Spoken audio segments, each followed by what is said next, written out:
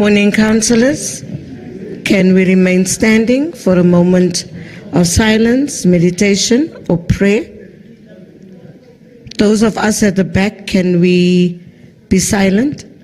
Thank you.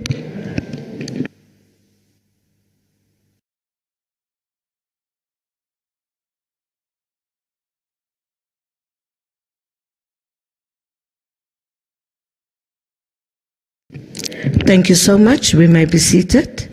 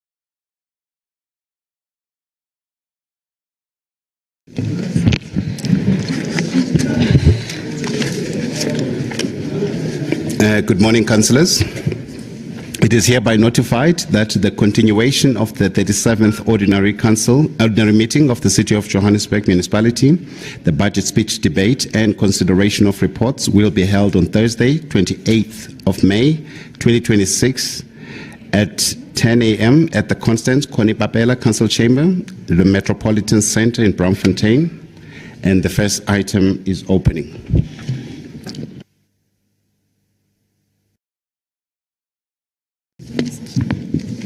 Colleagues, we are on opening on the agenda, but we are moving around like we have not started.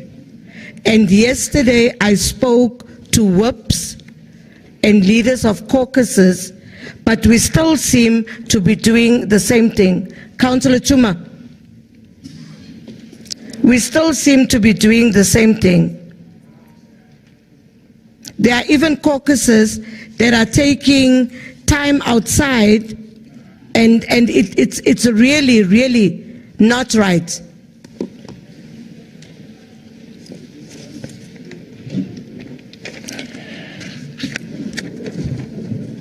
It's like we are running a kindergarten rather than running government. And now we are all going to scream, I did not put this up for a debate. I'm not taking hands.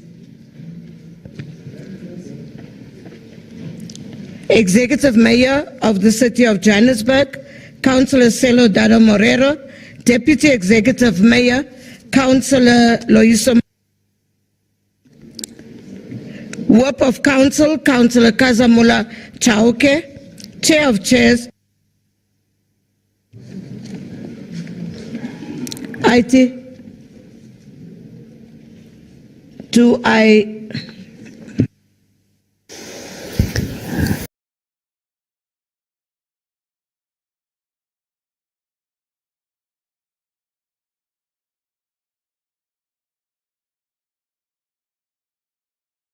Colleagues, apologies for me breaking in the middle of opening, but IT has asked that we just give them 10 minutes. Power is cutting at the bottom, so if we can have 10 minutes without disturbance for the power to assist. Councillor De Rocha, what's your point of order?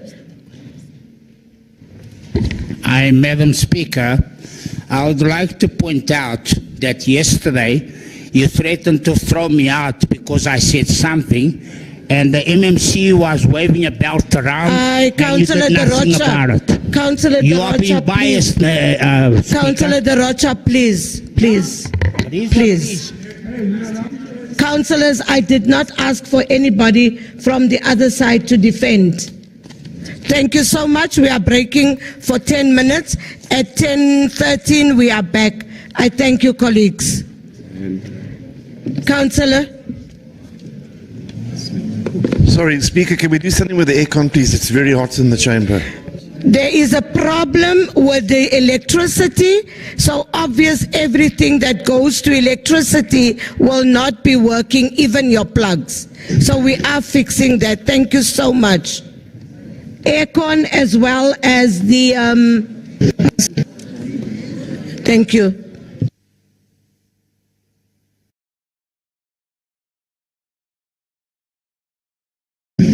Sorry. Electricity will not be working, even your plugs. So we are fixing that. Thank you so much. Aircon as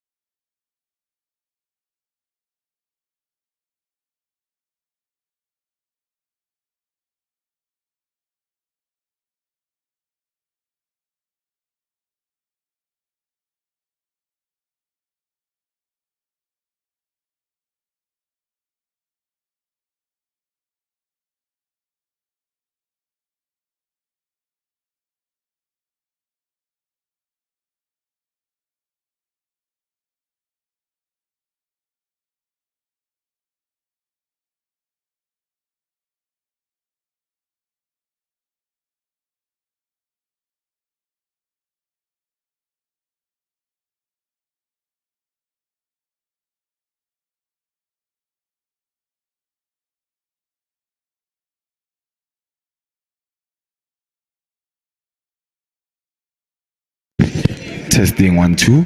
Testing 1 2. Testing 1 2.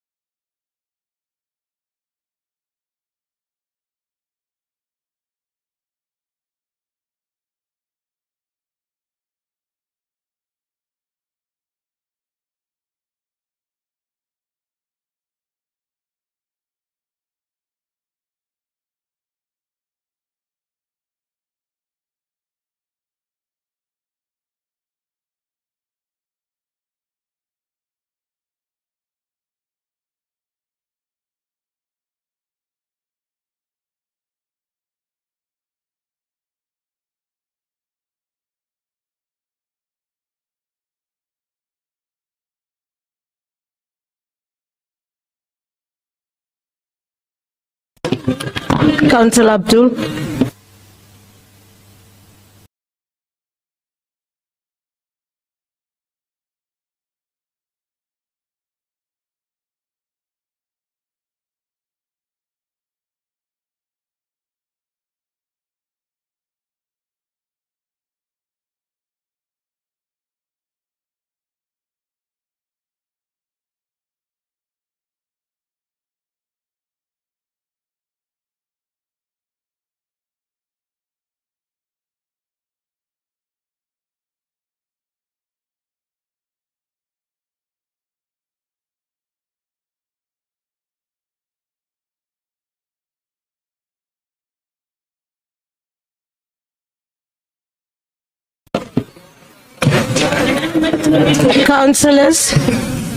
Councillors, while you are very informal, I'm still waiting for IT to fix the problem. And I hope it's not going to be a problem when we start council sitting after time. There's sparks coming out at the bottom. So can we please just hold on and let them fix what they have to fix? It's not up for debate. Thank you, Councillor.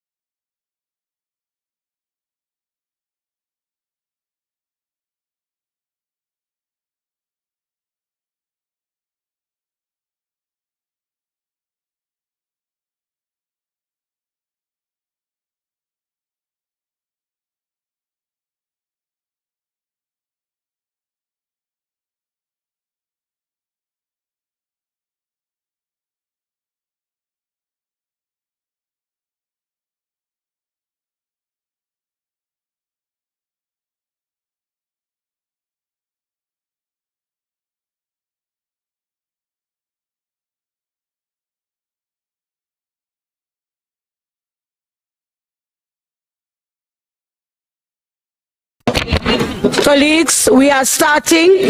Can we all move back to our seats? GCFO and MPEC. MPEC, can you move to your seats?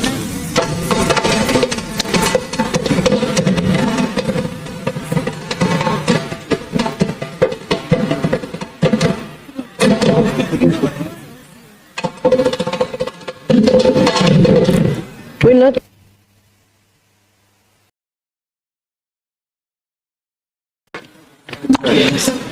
Councillor Mosetla. Councillor Mosetla and Executive Mayor.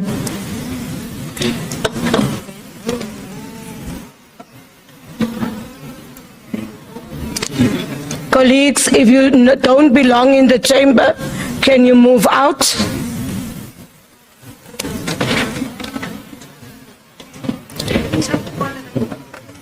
Can we be seated?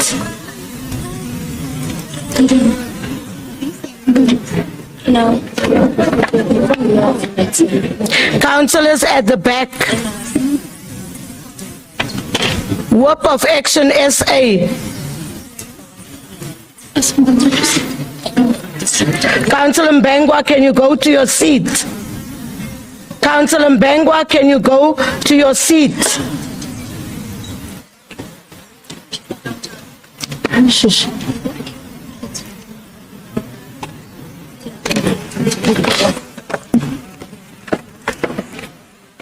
Good morning once again. We are not going to go out for the 10 minutes because I believe everybody had a chance to sign the register. Can we get how many people have signed the register? Colleagues, whilst we are waiting 2 minutes on the register, I would ask that we all of us were given a rule book when you were sworn in as a councillor. So can you take out your rule book? It's like when you go to church, you have your Bible. Take out your rule book and go to Rule 30. Can we go to Rule 30? Councillor Mpolobosho, can you be seated? Chair Mpolobosho, can you be seated? We are counting you. We are counting you. Whilst they are counting, I'm going to read the following. Conduct of councillors during a council or committee meeting.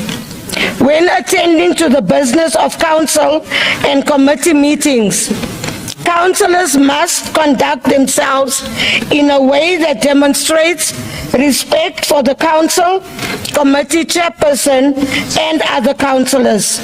They must conduct themselves in compliance with the code of conduct for councillors and in accordance with the provision of these rules. Must not distribute any material other than the agenda, speakers list, urgency reports, motions, amendments to reports, and minutes of meetings of the council prior to the commencement of or at meetings of the council unless the speaker has approved the distribution of such material. Must be identified at all times and wear a name badge in instances where a councillor acts in his or her official capacity as a councillor of the city of Johannesburg. Must not use photographic equipment, recording devices, and other multimedia devices, and unless they are on silent mode and only for the purpose of the meeting and in line with applicable legislation. Must not walk between the presiding officer and a councillor who is speaking. must not walk in front of the presiding podium or approach the presiding podium, must not engage in conduct or behavior that disturbs the proceedings. A request to the presiding officer to adjourn the meeting of council to allow for caucus shall only be put to the presiding officer by the party whip and/or the leader of any of the political parties represented in council or their nominees. I also want to say what happened yesterday in council by Councillor, and a pity he's not in the chamber, by MMC Kunene, should not be allowed, because it will set a precedent that we are allowing misconduct in council. And I am going to ask Councillor Kunene, MMC Kunene, to apologize to whoever, and I believe it was Councillor Maile, that he pointed the belt. No, councillors, this is exactly why I said read Rule 30. And it doesn't mean because it was MMC Kunene to the DA or the DA to MMC or anybody, misconduct will be dealt with. And we are going to charge.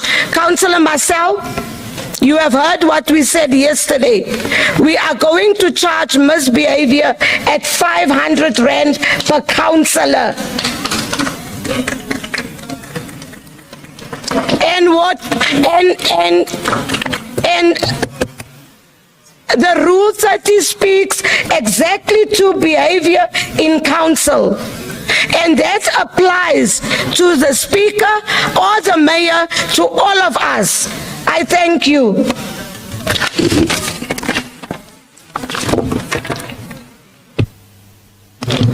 Can we start now? This is the head count and this is the register. Councillors, the head count is 172 and the register is 203. Councillor, there is no debate on what I've just said. There is no debate and there's no point of order on what I've just said. Can I hear you? Speaker, I'm not debating anything, Speaker. I'm saying while we are still on that point of conduct in council, please can we caution the swimmer, Helen Ziller, from streaming in council, because that's unbecoming. The people can't shoot a live stream in council and we say it's okay, Speaker. We can't. Unless I'm out of order. Thank you, Councillor. Correct me, Madam. Thank you. We can't shoot a live in council while she's a guest here. Thank you. And you need to caution that as much as you are cautioning Councillor Kunene. Please speak on that and ban her from council ever again, because she is doing wrong things in here. So we can't be selective about what. No, Speaker, please. Speaker, please. I've heard you, Councillor. Please, and Speaker. I want to Can I be given? No, please, Speaker. I'm begging you. Now I'm begging you. Can you continue? Yes, Speaker. Can you continue? Thank you, finish? Speaker. Thank you, Speaker. Please, as much as we are talking about conduct, it should not only apply to councillors, but guests that we call to this council sitting, because taking off video material while council is on is unbecoming and wrong.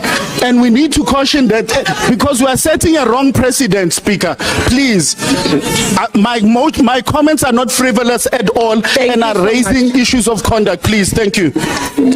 Thank you so much. No, councillors, I'm not going to allow anything. I have noted what you have said.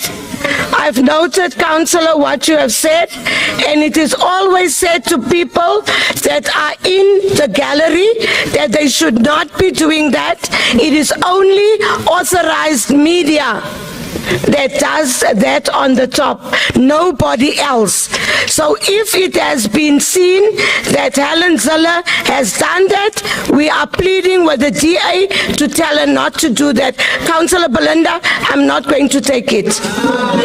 No, we are done.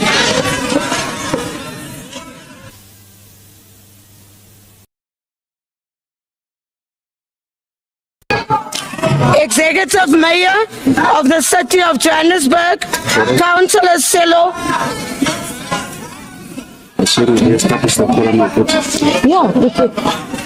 Executive Mayor of the City of Johannesburg, Councillor Selo Morero. Councillor, how can I continue if you scream? Councillor Belinda, I know. I've just spoken. No. I've just spoken on code of conduct. Councillor Avance Smith, the councillor behind you, can you caution him? Just next to Councillor Masera. Councillor Avance Smith, and then good, and then we close. I've noted what the other councillor has said. No, I'm got him. No, councillor. Thank you, Speaker. I just want to caution Councillor Rapadu for misleading this chamber.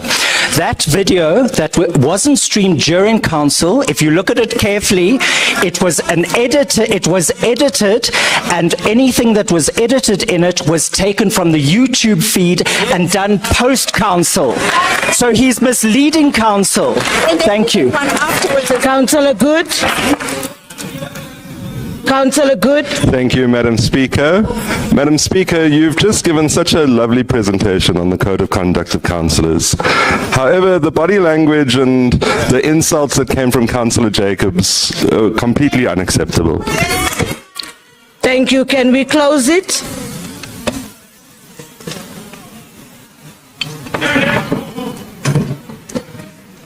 And by the way, rules also applies to public officials and the media. So everybody has got to follow the rules of council. If you're up there, you follow our rules. You don't do as you please. Thank you so much. Can I start the meeting?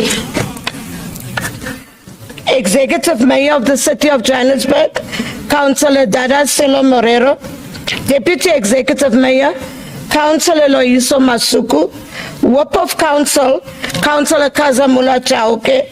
Chair of Chairs, Councillor Vuani Marema. All political party leaders and whips, members of the Mayoral Committee, Chairperson of Section 79 committees, fellow councillors, City Manager, Dr. Floyd Brink, Secretary to Council, Mr. Andile Kobinga, officials of the City of Johannesburg, residents of the City of Johannesburg, members of the media, ladies and gentlemen, I welcome you all to the continuation of the 37th Ordinary Council meeting of the City of Johannesburg Municipality.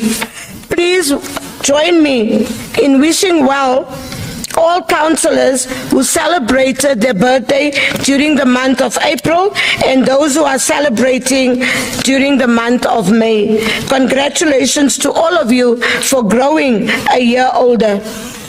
We have already got the quorum, so we will not have the 10 minutes, and I've given it 172 that's inside and 203 that is signed. So we do correct. STC? We now proceed to applications for leave of absence. We have one application, which is Councillor Mkwena from the APC, late arrival. Councillor Ahmed, that is at mosque. We all know that Muslims are celebrating Eid today, and also Councillor Christians that has tendered his apology. He's also celebrating Eid, and those are the apologies that we have here. Can I see hands? Councillor Harris at the back. Councillor Masera, Councillor De Lange, Councillor Munyai, Councillor Matthew, Councillor Makuba, Councillor Ndlela, and Councillor Mohapi, and the last one, Councillor Simonse. In that order. Thank you, Madam Speaker. Good morning to you. Good morning, EM, MMCs, chairs, all officials. Please excuse Councillor Norman Konza, who's away on private business, and Chris Ralston, who is away with sick health. Thank you. Thank you, Councillor. Councillor Masera. Thank you, Speaker. Good morning to you and all the colleagues in the House. I've got the following LOAs for DA councillors. Councillor Rashida Landis, religious reasons. Councillor Larato Mpefu, ill health. Councillor Makatisane Papo will arrive late. Councillor Maureen Nisi, ill health. And Councillor Zandasho will leave early this afternoon around 2 o'clock. Carlos Darocha, Councillor Carlos Darocha to leave at 1600. Councillor Nomzegela Mohammed will arrive late this morning. Councillor Vasco da Gama will also arrive late. And Councillor Gert Niemand will leave this afternoon at 1400. Thank you so much, Speaker. Thank you, Councillor. Next, Councillor De Lange. Good morning, Speaker. Good morning, colleagues. Speaker, Councillor Richard Pelser is struggling with a severe ear infection. He will leave at 11 o'clock. He's got a doctor's appointment at 12. Councillor Richard Pelser. Thank you. Thank you, Councillor. Councillor Munyai. Ndi machelo ni ushipikara kuvaka action ese ana makansela ratoverawo family responsibility ni Councillor Masuku, Councillor Zwane, Councillor Shumba na Councillor Apal, and then party business and the Councillor Sondaha, Councillor Nkwecheni, Councillor Mposula, Councillor Whistler, Councillor Mukondo, Councillor Swaidi. Anado suka urenga ndi Councillor Mabelebele, anado tuotabanya ndine Councillor Munyai nditutuanga 3. Thank you, Councillor. Councillor Matthew. Thank you, Madam Speaker. Greetings, Executive Mayor, Deputy Executive Mayor, MMCs, Chairpersons, Chair of Chairs, Chief Whip. Speaker, I am asking to be excused at 3 p.m. due to urgent party business. Thank you, Councillor. Councillor Ndlela. Oh, Councillor Makuba. Apologies. Thank you, Speaker. For the IFP, it's Councillor Nyembe, ill health. Thank you, ma'am. Councillor Ndlela. Thank you, Madam Speaker. ANC caucus is Councillor MMC Mnisi, ill health, Councillor Nzimande, Councillor Smelane, Councillor Francisco, late arrival. Thank you. Thank you, Councillor. Councillor Mohape. Thank you, Speaker. Greetings to the councillors from the EFF, MMC Goma, MMC Makafula, and Councillor Mashudu running late. Councillor Ngwenya, ill health, Councillor Mukasi, family bereavement. Thank you. Thank you, Councillor. Councillor Simonse. Sorry, Speaker, my apology. The EFF caucus will request to leave at 2 o'clock. Thank you. Councillor Simonse. Good morning, Madam Speaker, to every guest in the House. Later, I also will be MMC Kunene and Councillor Smouse and religious LOAs for Councillor Chaldean. Thank you. Thank you so much. Are these apologies noted? Okay. We now proceed to the debate on the budget.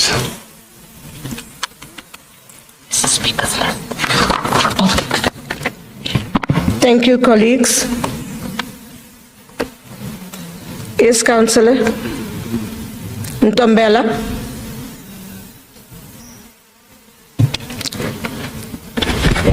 Good morning, Madam Speaker, and thank you. Action SA will ask for who is requesting for a 1-hour caucus break. Thank you. Good.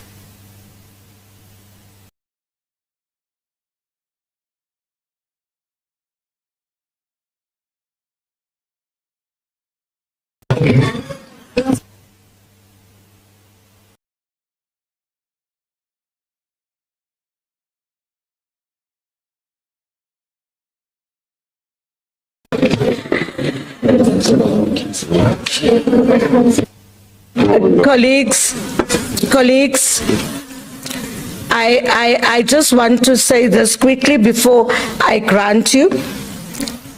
Our system is very fragile today.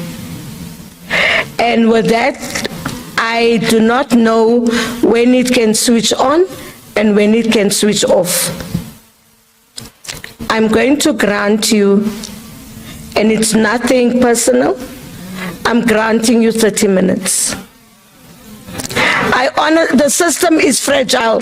You will see us going on and off and on and off. 30 minutes, please. I'm asking you, please. 30 minutes, and can everybody else then do anything in that 30 minutes? Thank you so much.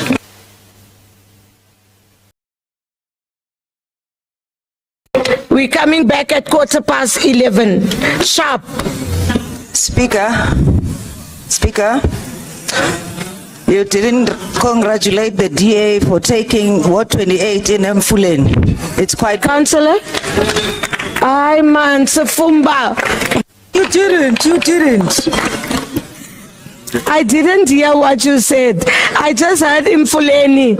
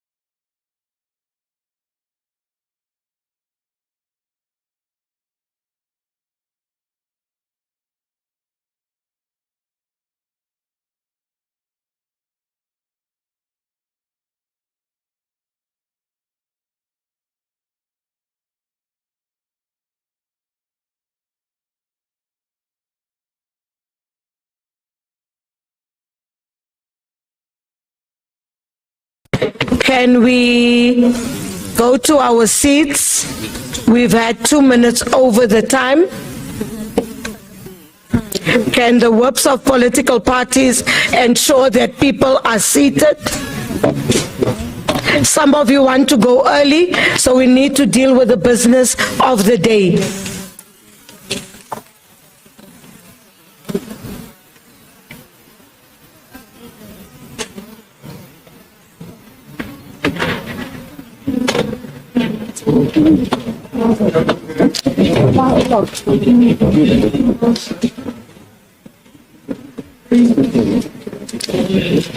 Can we be seated?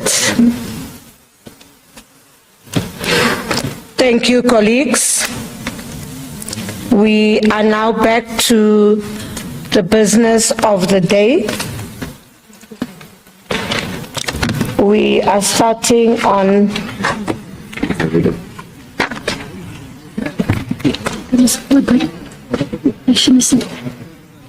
Executive Mayor and Bata protocol. Okay.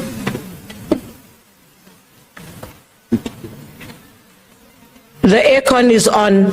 I can see there are some people that want to say the aircon is not on. It's on. It will kick in. Can Action SA please report back?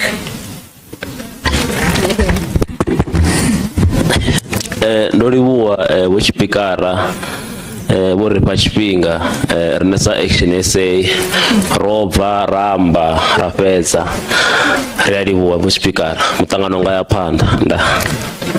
Was the last one Rapela? Thank you so much. Councillors, we are on the third item, and that is the debate on the budget speech. Thank you so much. Can we now be seated because we are going to have people speaking? Can we have ANC, Councillor D. Modupi?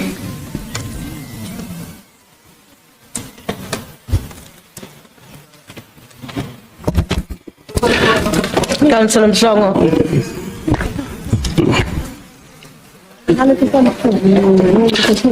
Sorry. Thank you, Madam Speaker. Madam Speaker, let me greet you and thank you for providing me with this opportunity to engage on this very critical instrument of service delivery, the budget of the City of Johannesburg. But before I delve any deeper, allow me to extend my greetings to the Executive Mayor of the City of Johannesburg, Dada Morero, his Deputy Executive Mayor, Mayor Loyiso Masuku. Allow me to also extend my greetings to the Chief Whip of Council, Dada Kazamule Chauke. Also allow me to extend my greetings to the Deputy Chief Whip of the African National Congress in this council, Uma Mumakosaza Nantlela. Also allow me to extend my greetings to the Chair of Chairs, Dade Adolf Marema, together with the entire collective of the chairpersons of respective Section 79 committees.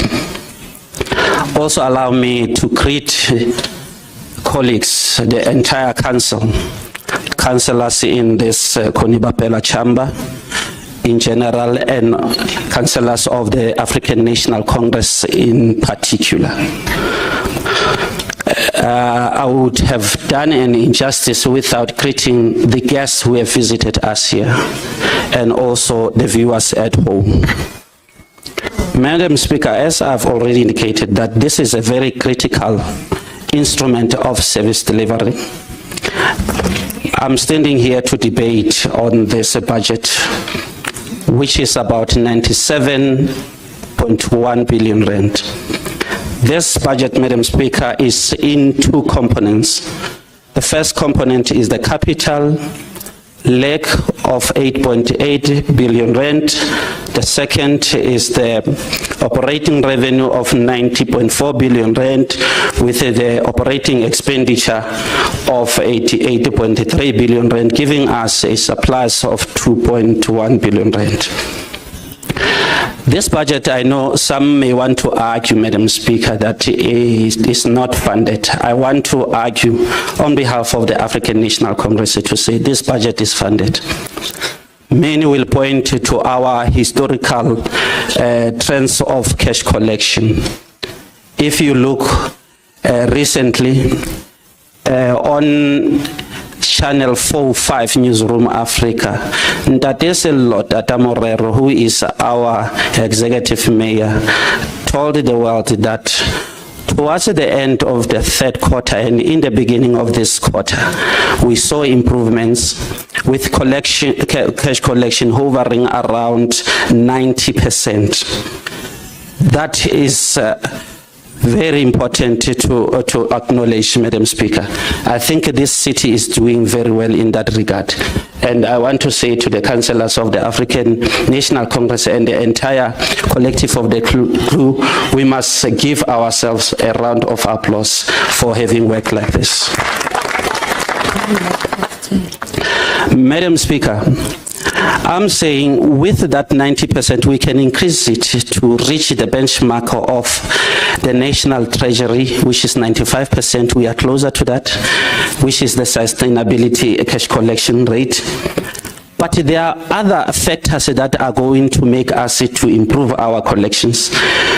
Yesterday, when we were listening to the budget speech, the MMC of Finance, Mayor Loyiso Masuku, indicated that we are going to reduce our energy loss from 27% to 15%, which is likely to result to extra 3.9 billion rand. That should be applauded because as the city of Johannesburg, we have been experiencing difficulties. But with that, we are going to see exponential increase in our cash collection. Madam Speaker, while we are still at it, we are also going to reduce non-revenue water to making sure that we improve our cash collection.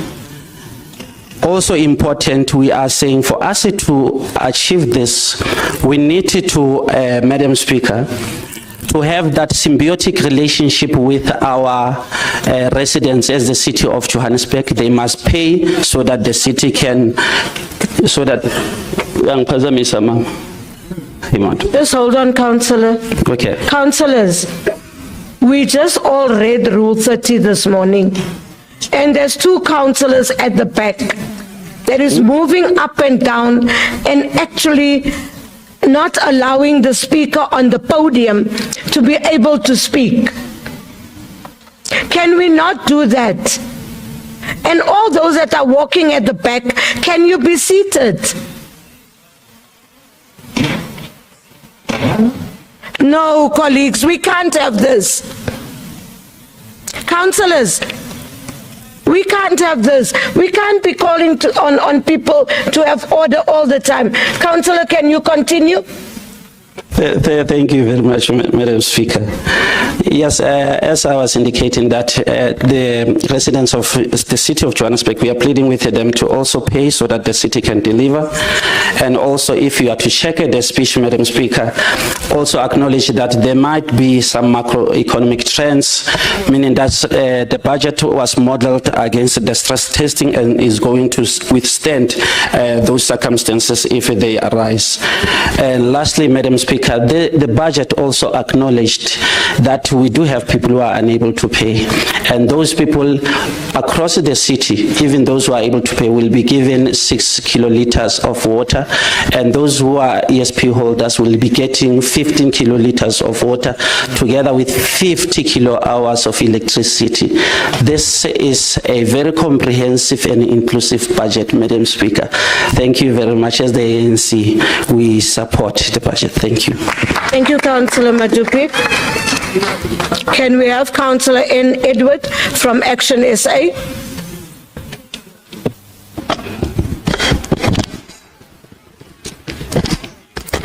Greetings, Madam Speaker, Honorable Mayor, the Fabulous 44, and the residents of Johannesburg.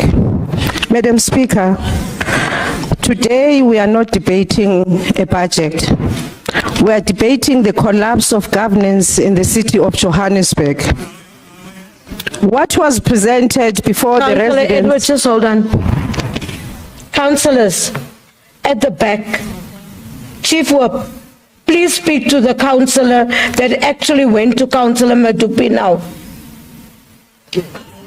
No, man. There are people in the gallery watching us. No, you went to talk to them. Thank you, councillor. You can carry on. No. Councillor Chauke went to speak to those councillors that were out of order. No. Councillor, can you continue? Thank you, Madam Speaker. Today, we are not debating a budget. We're debating the collapse of governance in the city of Johannesburg. What was presented before the residents of Johannesburg yesterday was not a budget speech. It was a political rally disguised as a budget presentation. It was an election campaign funded by the suffering residents of Johannesburg. Residents of Johannesburg must ask themselves, when did a budget speech become an ANC election manifesto? When did the serious responsibility of accounting for public money become an opportunity for political grandstanding and self-praise? But perhaps we should not be surprised, because when a government that can no longer distinguish between governance and politics, it also begins to struggle to distinguish between public resources and political interests.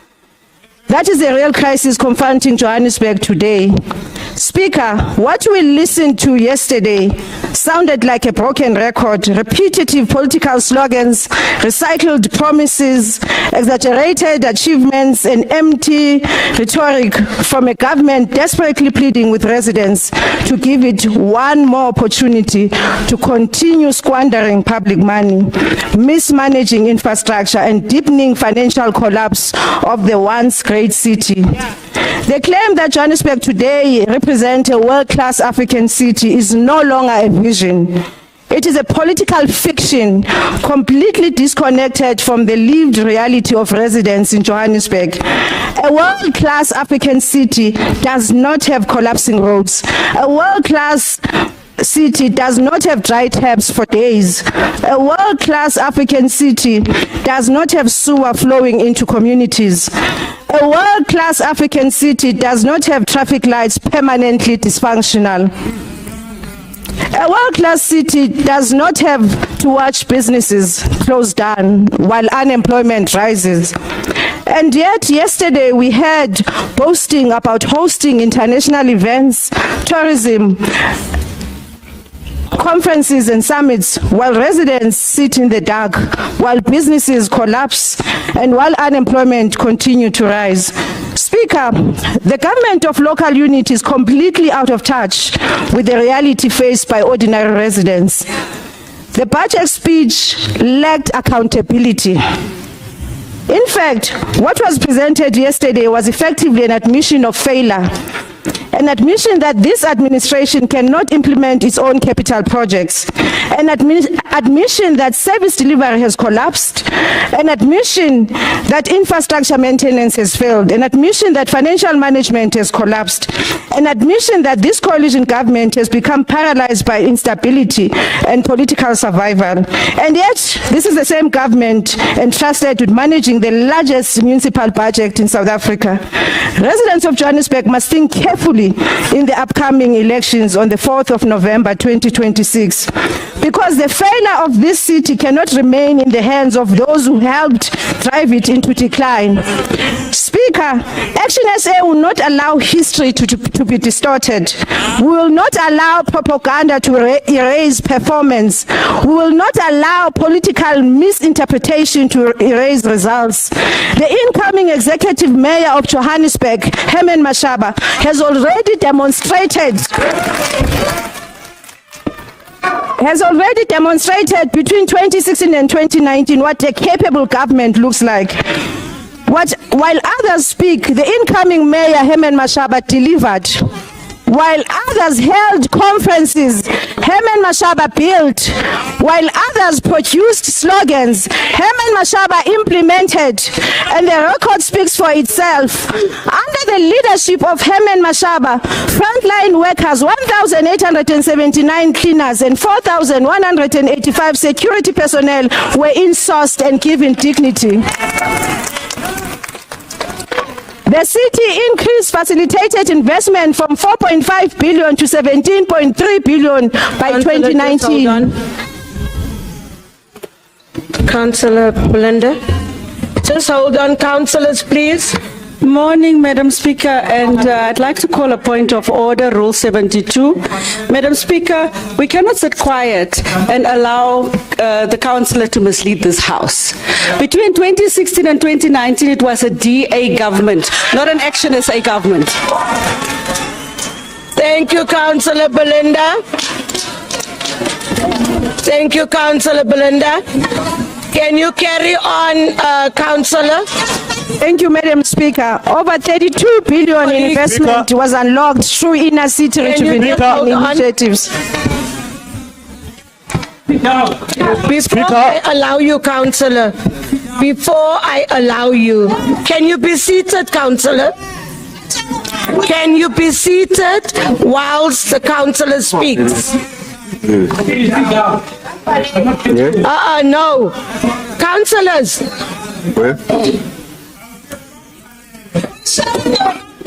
Can you speak, Councillor? No, thank you very much, Speaker. I just wanted to find out if the Speaker on the podium is prepared to take a question. No, doesn't work like that. It doesn't work like that. Councillors, I do believe that the MMC needs to respond after this.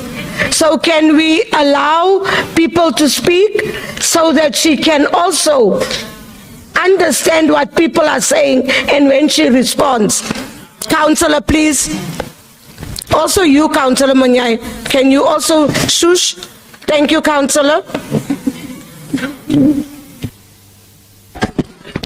Thank you, Madam Speaker.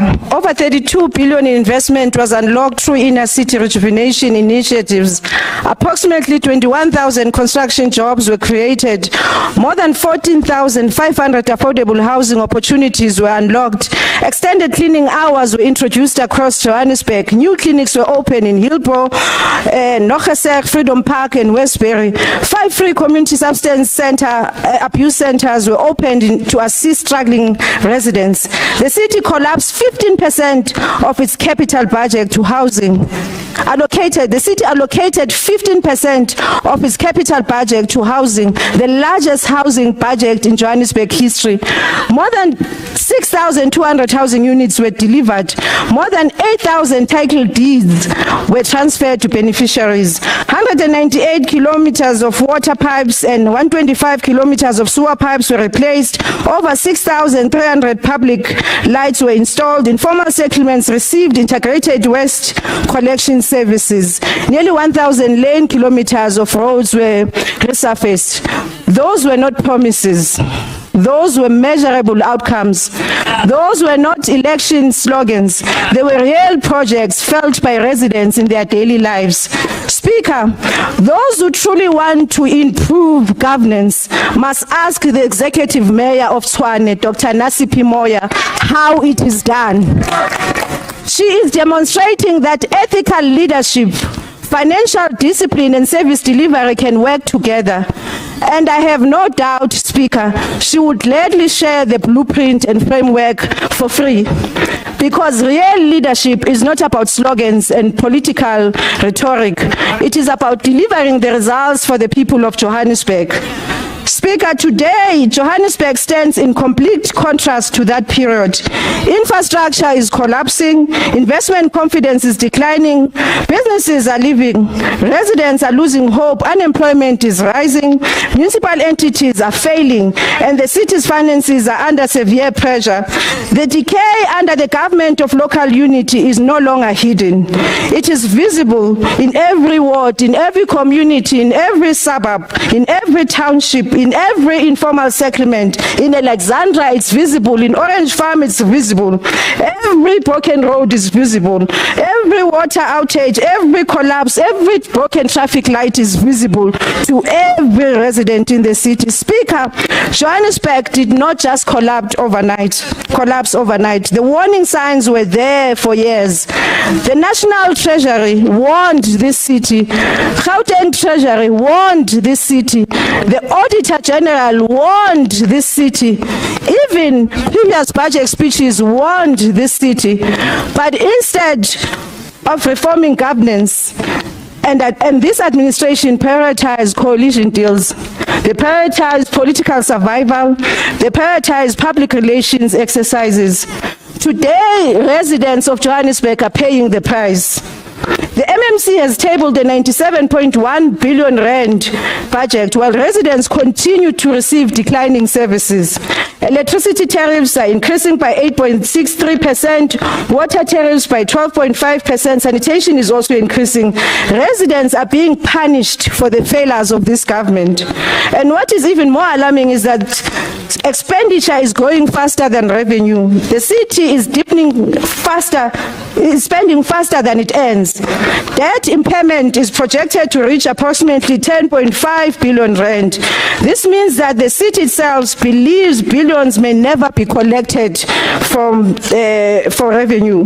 Law-abiding residents are subsidizing corruption, billing failures, and financial incompetence of this government. Speaker, this past Tuesday, this council approved another 3.8 billion rand loan facility from a German bank. Action SA opposed this loan because borrowing money while the financial foundation of the city continues collapsing is not financial recovery. It is financial desperation. You cannot borrow your way out of a dysfunctional system. You cannot borrow your way out of corruption. You cannot borrow your way out of poor governance. Eventually, residents will repay this debt through higher tariffs and through decline of services in their communities. Speaker, Action SA warned this council repeatedly. We warned against reckless borrowing. We warned against the collapsing infrastructure in the city. We also warned against the bloated operational expenditure. We warned against the political instability and the poor revenue collection. We repeatedly warned against these governance failures. And today, every warning has materialized, Speaker. Speaker, the people of Johannesburg now face a clear choice. Continue with the politics of excuses, instability, decay, or financial decline, or restore Johannesburg under a proven leadership of former Mayor Herman Mashaba. The incoming Mayor Herman Mashaba left a blueprint for governance between 2016 and 2019. And on the 4th of November, residents will have an opportunity to bring back decisive leadership, clean governance, infrastructure-led development, financial discipline, investment confidence, and service delivery that works.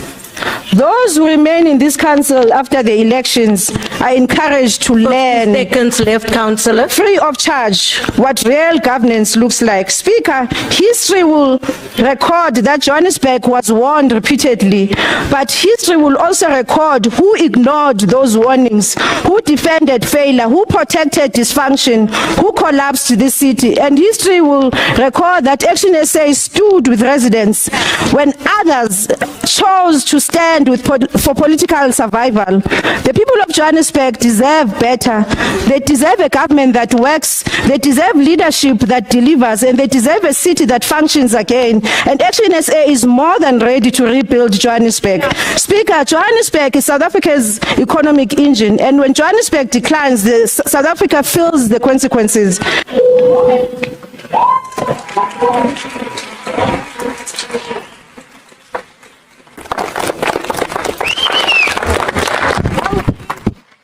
AHC, Chair Mpolobosho.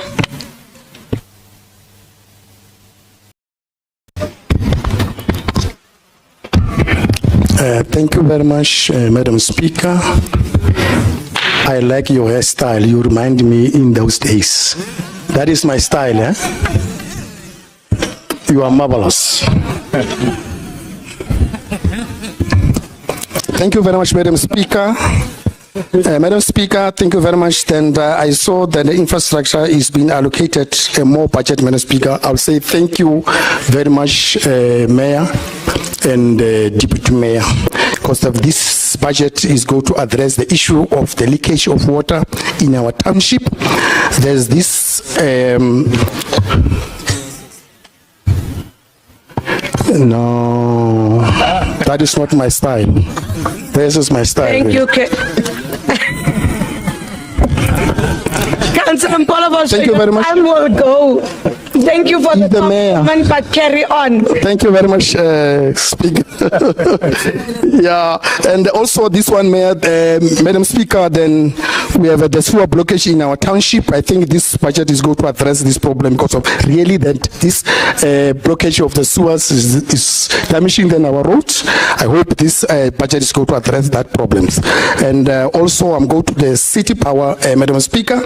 As you know that we don't have street lights in our township, and I hope now then the city power is going to roll out then the street lights, and I hope that we need a quality street lights.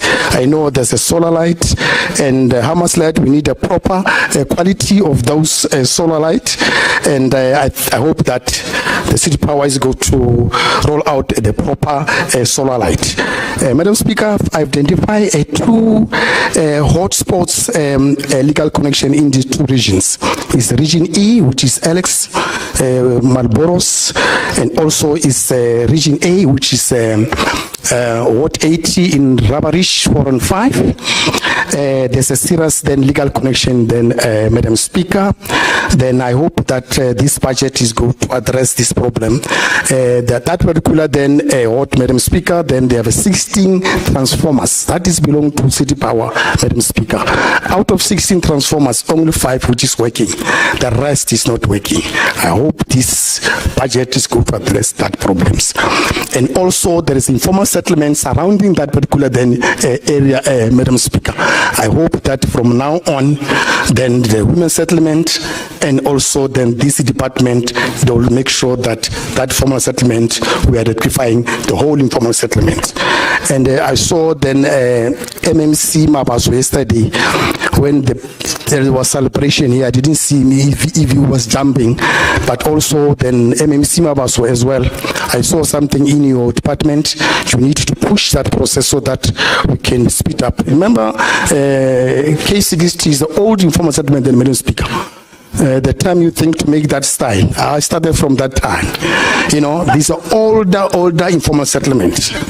So then I really then appealed then to two departments, and I want to just make then MMC aware, or if then he doesn't pick up the socks, then I never go. 2027, I'm going to take over your department. Madam Speaker, then the GRA. I saw the MMC of Transport was celebrating then yesterday. I hope that from now on next week, then we'll start now to close those potholes, which then we are having all over the region. We have a serious pothole, then Madam Speaker. And I've got invoice in my car. My shocks is already damaged. My tire is already then damaged. I'm going to hand over then my invoice to the MMC of Transport. Then must pay for me that one as well. Then, Madam Speaker, then we as South African Art Congress, AHC, Madam Speaker, we support this budget with 100%. Thank you very much. Thank you, Chair. IFP, Councillor in Makuba. Madam Speaker, the Executive Mayor, Deputy Executive Mayor, All protocols observed. Inkatha Freedom Party rises to participate in this important budget debate, and we wish to extend our acknowledgement to the MMC for Finance, Councillor Loyiso Masuku, for tabling the City of Johannesburg's budget before this House yesterday. A budget is not merely a financial document, it is a declaration of priorities, a statement of values, and above all, a promise to the people of this great city. And it is in that spirit that the IFP engages with this budget constructively, honestly, and with the residents of Johannesburg's family at heart. Madam Speaker, the IFP is deeply concerned about the overall state of the city's financial management. Sound financial governance is the backbone of service delivery, and when that backbone weakens, it is the ordinary residents of Johannesburg, those in Soweto, Alexander, Diepsloot, and Orange Farm, who bear the brunt of that failure. We therefore call on the city's administration to treat financial discipline not as a bureaucratic exercise, but as a moral obligation to the people it serves. On the matter of the debtors book, Madam Speaker, we are alarmed by the continued growth of the city's debtors book year after year. This House is presented with figures that show an ever-increasing backlog of outstanding debt, and yes, the collection performance by the city remains, by all accounts, inadequate. We must ask the difficult questions. What is the city's concrete plan to address the collection challenge going forward? It is not enough to simply record debt. The city must actively pursue it. This means deploying skilled revenue collection officials, implementing consequence management when negligence is found, and ensuring that billing systems are accurate. Because we know, and it was even acknowledged, that inaccurate billing drives non-payment. The residents who do pay their bills deserve a city that collects efficiently and fairly. Madam Speaker, the IFP is troubled by the city's recurring pattern of being penalized due to non-compliance on conditional grants. These are funds allocated by National Treasury for specific developmental purposes, and when the city fails to comply with the reporting requirements, with implementation timelines, or with procurement prescripts, those funds are clawed back or withheld. What compounds this problem is the poor performance on grant-funded projects. We have projects that exist on paper, budgets that are allocated but not spent, and communities that continue to wait for infrastructure and services that were promised years ago. Madam Speaker, this is unacceptable. The city of Johannesburg cannot afford to leave money on the table, not when we have infrastructure backlog, not when we have communities without reliable water, electricity and sanitation. We call on the administration to urgently strengthen its project management capacity, its compliance units, and its grant monitoring system so that every rand on conditional funding is utilized effectively and accountably. We are duty-bound to build the city's financial capacity. The city of Johannesburg cannot continue to rely indefinitely on conditional grants from national government, but funds its infrastructure backlog. Conditional grants are exactly that, conditional. They come with strings, with timelines, with compliance requirements, and as we have just noted, the city struggles to meet those conditions consistently. It is therefore imperative that Johannesburg builds its own financial capacity. This means growing its own revenue base, improving its credit standing, exploring alternative financing mechanisms, and making prudent investment decisions that generate long-term returns. A city of Johannesburg's stature, the economic heartbeat of the African continent, should not be in a position of perpetual financial dependency. We must invest in our own fiscal strength, so that we can fund infrastructure not only when grants are available, but because we have built the capacity to do so ourselves. Madam Speaker, the IFP wishes to place on record its deep concern regarding the financial crisis facing the Public Safety Department, a crisis that has its roots in a decision that was, quite frankly, poorly planned and inadequately budgeted for.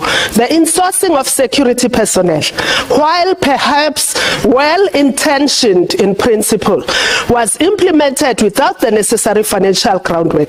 And as a result, public safety is now settled with a recurring deficit on employee-related costs, a deficit that grows with each financial year and threatens to destabilize an already stretched portfolio. The IFP therefore makes an urgent plea to MMC for Finance to please look into concrete ways of assisting the public safety portfolio, whether through budget reallocation,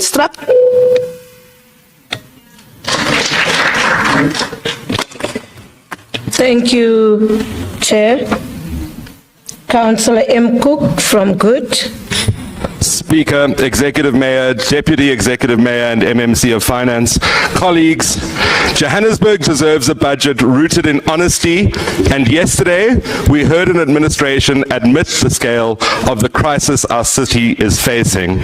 We heard acknowledgements of collapsing infrastructure, unsustainable debt, water losses nearing 45%, electricity losses of 27%, a 220 billion rand infrastructure backlog, political instability, governance failures, and years of deferred maintenance.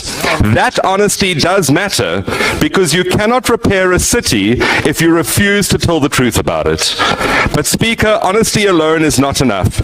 Residents do not live inside speeches. They live inside the daily reality of Johannesburg, and that reality remains one of frustration, decay, anxiety, and exhaustion. Good understands that a mother in Rivoli does not experience Johannesburg through a budget document. She experiences it when the taps run dry for days. Likewise, a small business owner in the inner city doesn't feel the slogan investment today, securing tomorrow, when electricity failures destroy his stock and customers stop coming. Good also knows that the residents in Eldorado Park do not care about frameworks and reform pillars when refuse is not collected and illegal dumping grows around schools and homes. Speaker, the problem with this budget is not what it says. We have had turnaround strategies, war rooms and recovery plans. We've had inner city strategies, financial stability frameworks and service delivery interventions. But residents are still asking, when will we feel the results? Speaker, the MMC says Johannesburg is not a failed city, but a city under pressure. Good says that is true, but the pressure is no longer temporary. It is becoming permanent, and the residents are being forced to carry that burden every single day. Speaker, there are many areas in this budget we're supporting. The focus on infrastructure maintenance is correct. The emphasis on revenue collection reform is necessary. The recognition that cross-subsidization is becoming unsustainable is overdue. But Speaker, what I must mention is that the MMC's speech repeatedly refers building Johannesburg together. And I must commend yourself and the GLU partners for implementing such a robust and extensive IDP program. I co-chaired 4 of these sessions and was so proud of the executive and deputy executive mayors, the MMCs, the chairpersons, and the councillors who participated regularly throughout these sessions. Speaker, I know that you will have some political parties in this chamber complaining and moaning and criticizing the IDP process. But Speaker, under the Democratic Alliance-led City of Cape Town, there is no IDP public participation. None. None. It does not exist. Under the Democratic Alliance's Cape Town Mayor Gordon, the IDP is positioned as an outcome of the budget process, allowing ward councillors to use 250,000 rand in their ward budget allocations for Christmas lights in posh suburbs, while the residents of Dunoon, Khayelitsha, Langa, Mitchell's Plain have to fend for themselves when it's Mashaba and Palatse. You see, Speaker, despite our civic centre being unusable, the GLU government understands the importance of in-person council meetings.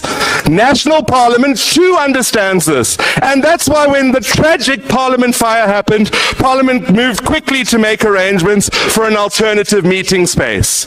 Yet, under the Democratic Alliance in Cape Town, Madam Speaker, where there is nothing wrong with their council chamber, they failed to meet physically for a whole year. A whole year. They have not met physically. The Cape Town chamber sat empty yesterday on a council day. Opposition councillors were muted and kicked out of the online meeting with no explanation. And the Cape Town Mayor Gordon connected from his phone with terrible signal interrupting him while he was out of the city parading around the country on an election campaign. At least our mayor is here in the chamber directing the needs of residents.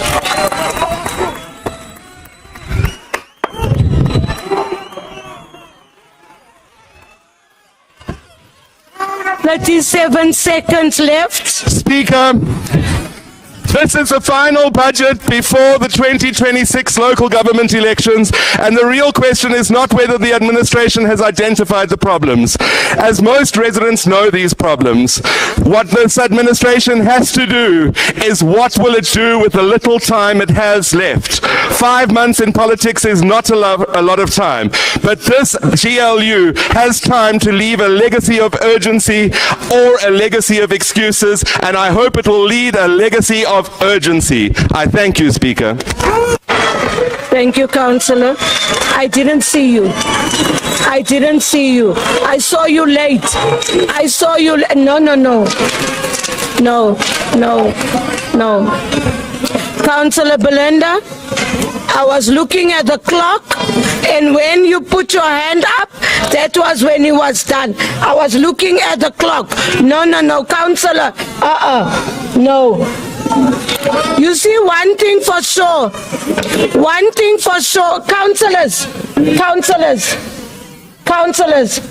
Councillor Belinda, I'm watching the clock to give people time. And you are doing it every time. You are pointing and doing that to me every time. No, Councillor, no. I'm not taking it. The next speaker, Councillor Santana. Madam Speaker, first let's get the record straight. Cape Town does have RDP sessions. Madam Speaker, yesterday we heard a speech dressed up as a recovery plan. But if one strips away the slogans, the applause lines, and the election year optimism, what remains is a deeply political budget built on uncertain funding, a deferred infrastructure, and promises the city cannot honestly afford. The Deputy Mayor tells us this budget chooses discipline over drift. Madam Speaker, Johannesburg did not drift into crisis, it was governed into crisis. A city with a 220 billion rand infrastructure backlog does not arrive there accidentally. A city losing 44.7% of its water and 27% of its electricity is not experiencing temporary pressure. A city surviving on only 9.8 days of cash coverage is not financially stable. These are symptoms of long-term governance failures. Margaret Thatcher once said, "Standing in the middle of the road is very dangerous. You get knocked down by traffic from both sides." And that's exactly where the ANC-led coalition now finds itself, trying to satisfy political constituencies, organised labour, national treasury, struggling residents, creditors, and election year pressures all at the same time. The result is not leadership, the result is paralysis disguised as balance. Madam Speaker, let us deal directly with the politically facilitated agreement, the PFA. The ANC benches speak about the PFA as though any concern about affordability is somehow anti-worker. That is intellectually dishonest. The DA believes that all city employees should be compensated fairly, but what we do not support is unfunded political commitments, because the uncomfortable truth remains. The funding of the PFA has still not been fully secured. The Deputy Mayor openly admits the city is still engaging National Treasury and the Minister of Finance regarding this fiscal implications. So let's stop pretending this matter is settled. It's not funded, is not fully resolved, and the financial risk has simply been shifted into the future. Madam Speaker, a responsible government secures funding first and makes promises second. This administration has done the opposite, and someone will ultimately absorb the costs. It's either our residents through tariff hikes, infrastructure through further maintenance delays, or future council through additional debt pressure. This is not financial discipline, that's political expedience. Margaret Thatcher warned, no one would remember the Good Samaritan if you only had good intentions. You had money as well. Good intentions do not fund municipalities. Cash flow does, and right now Johannesburg finances are dangerously constrained.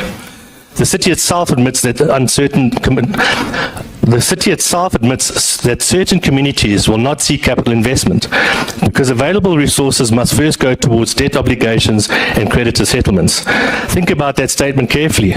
Infrastructure is effectively being placed on hold in parts of the Johannesburg because the city is paying for years of accumulated financial mismanagement. Roads delayed, stormwater delayed, housing delayed, public environment upgrades delayed, community infrastructure delayed. Yet residents are expected to applaud a government for postponing development in the name of recovery. Madam Speaker, the DA believes in protecting indigent residents. No one disputes the need for social support in the city battling unemployment and poverty. But compassionate governance also requires accurate governance. The speech boasts over 145,000 households who are registered for the extended social package. The critical question is, how accurate is that register? How many households still qualify? How many fraudulent registers exist? How many residents are generally qualify are excluded because of the administrative dysfunction? And how many revenue leakages is occurred through weak verification systems? Because if indigent management is inaccurate, two things happen simultaneously. The truly vulnerable are failed, and the paying base is unfairly burdened. A social support system without rigorous verification becomes fiscally unsustainable. And sustainability matters because if the city collapses financially, indigent residents suffer first and hardest. Madam Speaker, housing is another area where rhetoric and reality are worlds apart. The speech proudly announces social housing, hostel upgrades, inclusionary housing and catalytic projects. But Johannesburg residents know the lived reality of many city-owned housing developments. The problem is no longer merely housing delivery. The problem is maintenance collapse, and nowhere is this more obvious than at the Johannesburg Social Housing Company. Joshco has become a case study in what happens when government prioritizes expansion over maintenance. Residents in multiple developments continue to face broken lifts, sewage leaks, poor security, deteriorating infrastructure, water interruptions, unsafe living conditions, and painfully slow maintenance response times. The ANC speaks consistently about spatial justice, but dignity also means maintaining the housing stock people already live in, because handing over keys means nothing if the buildings are then neglected into decay. Madam Speaker, the budget is political from the beginning to the end. It's political in its timing, it's political in its promises, political in its labour positioning, political in its selective memory, and political in its attempt to rewrite Johannesburg's governance history ahead of the elections. The ANC attacks the DA while simultaneously adopting the very principles the DA has advocated for years: infrastructure-led budgeting, revenue recovery, utility reform, ring fencing, performance management, and fiscal discipline. The irony is remarkable. After years of dismissing financial realism as anti-poor, the ANC now arrives in council speaking like reluctant accountants because reality has cornered them. Madam Speaker, the greatest indictment of this budget is not what it says, it's what it quietly admits. It admits infrastructure investment is constrained. It admits capital rollout is conditional. It admits maintenance was neglected. It admits debt obligations are crowding out development. It admits revenue collection is weakening and admits the city's financial position remains fragile. This is not a city confidently moving forward. This is a city attempting to stabilize after years of political and administrative failure. The Democratic Alliance believes budgets must be honestly funded, maintenance must happen before collapse, indigenous support must be accurate and sustainable, salary agreements must be affordable, housing must be properly maintained, and every rand spent must produce measurable value for residents, because governments exist to deliver, not narratives. Madam Speaker, the Deputy Mayor says discipline today is investment that makes tomorrow possible. On that point, finally we agree, but discipline and delayed becomes decline entrenched. Johannesburg has paid the price for too many years of political indulgence disguised as governance. The residents of this city deserve more than another term. The residents of this city deserve more than another term of explanations. They deserve a government that works. And in November, residents will decide whether Johannesburg continues down the road of managed decline or returns to competent, accountable government. Vote DA and for Helen Zille as mayor, the only true mayor with a proven track record. I thank you. Thank you, Councillor Santana. Raadslid Boer, Vryheidsfront Plus. Môre mevrou die speaker. Voor ek begin wil ek net vir jou sê baie dankie vir hierdie pragtige groen potte wat hier buite die chamber staan. Dis 'n belofte van dinge wat gaan gebeur in hierdie raadsaal. Na Desember hierdie jaar gaan hierdie chamber ook baie groener wees, en ek praat nie van Action SA groen of van PA groen nie, ek praat van Vryheidsfront Plus groen. Baie dankie. But Madam Speaker, let's get to serious business. All protocols observed. This budget speech yesterday was delivered in the background of serious financial constraints in our city. We've got the JSE suspension of our financial instruments because of the delay in the financial statements. We are facing a possible downgrade again from Moody's. We are seeing financial institutions that are not prepared to give the city loans. I'm talking about the French bank. And we're seeing the negative publicity in the letters from the Minister of Finance to the city and to Eskom. In this background, this budget speech was delivered. And I want to congratulate the MMC because her budget speech was really inspirational. And I thought we're going to see something happening today. I saw the CFO's with a big smile on his face because you were addressing all the right things. You acknowledge the 220 billion rand backlog in infrastructure. You acknowledge that we need to increase the collection rate to make the city sustainable. You acknowledge that we have to do something about non-revenue water, non-revenue electricity, that we have to do something about that. You acknowledge that residents can't expect to have services and capital projects if they do not pay for the services. So yes, Madam MMC, your speech was great. But when I got home last night, I saw at the printed budget and I thought by myself, and I used the words that the mayor's children would have used, the word aish. Because the budget speech and the printed budget did not even talk to each other. And then I came to the conclusion, we're sitting with the same budget and we will see the same result. The MMC said today's budget will be tomorrow's result. No, MMC, today's budget will be tomorrow's crisis. And that is a legacy that we are going to leave for our children. And how is that legacy looking like? I'm only going to use one example. If we think 200 years ago, and I'm using 190 because by that time our foot trackers were also already in Gauteng and in the Free State and all over. I'm always get that picture of an idyllic South Africa, clean air, sparkling rivers, fountains. Our forefathers did not have water in the taps. They drank out of rivers. They drank out of fountains, clear water. It was idyllic.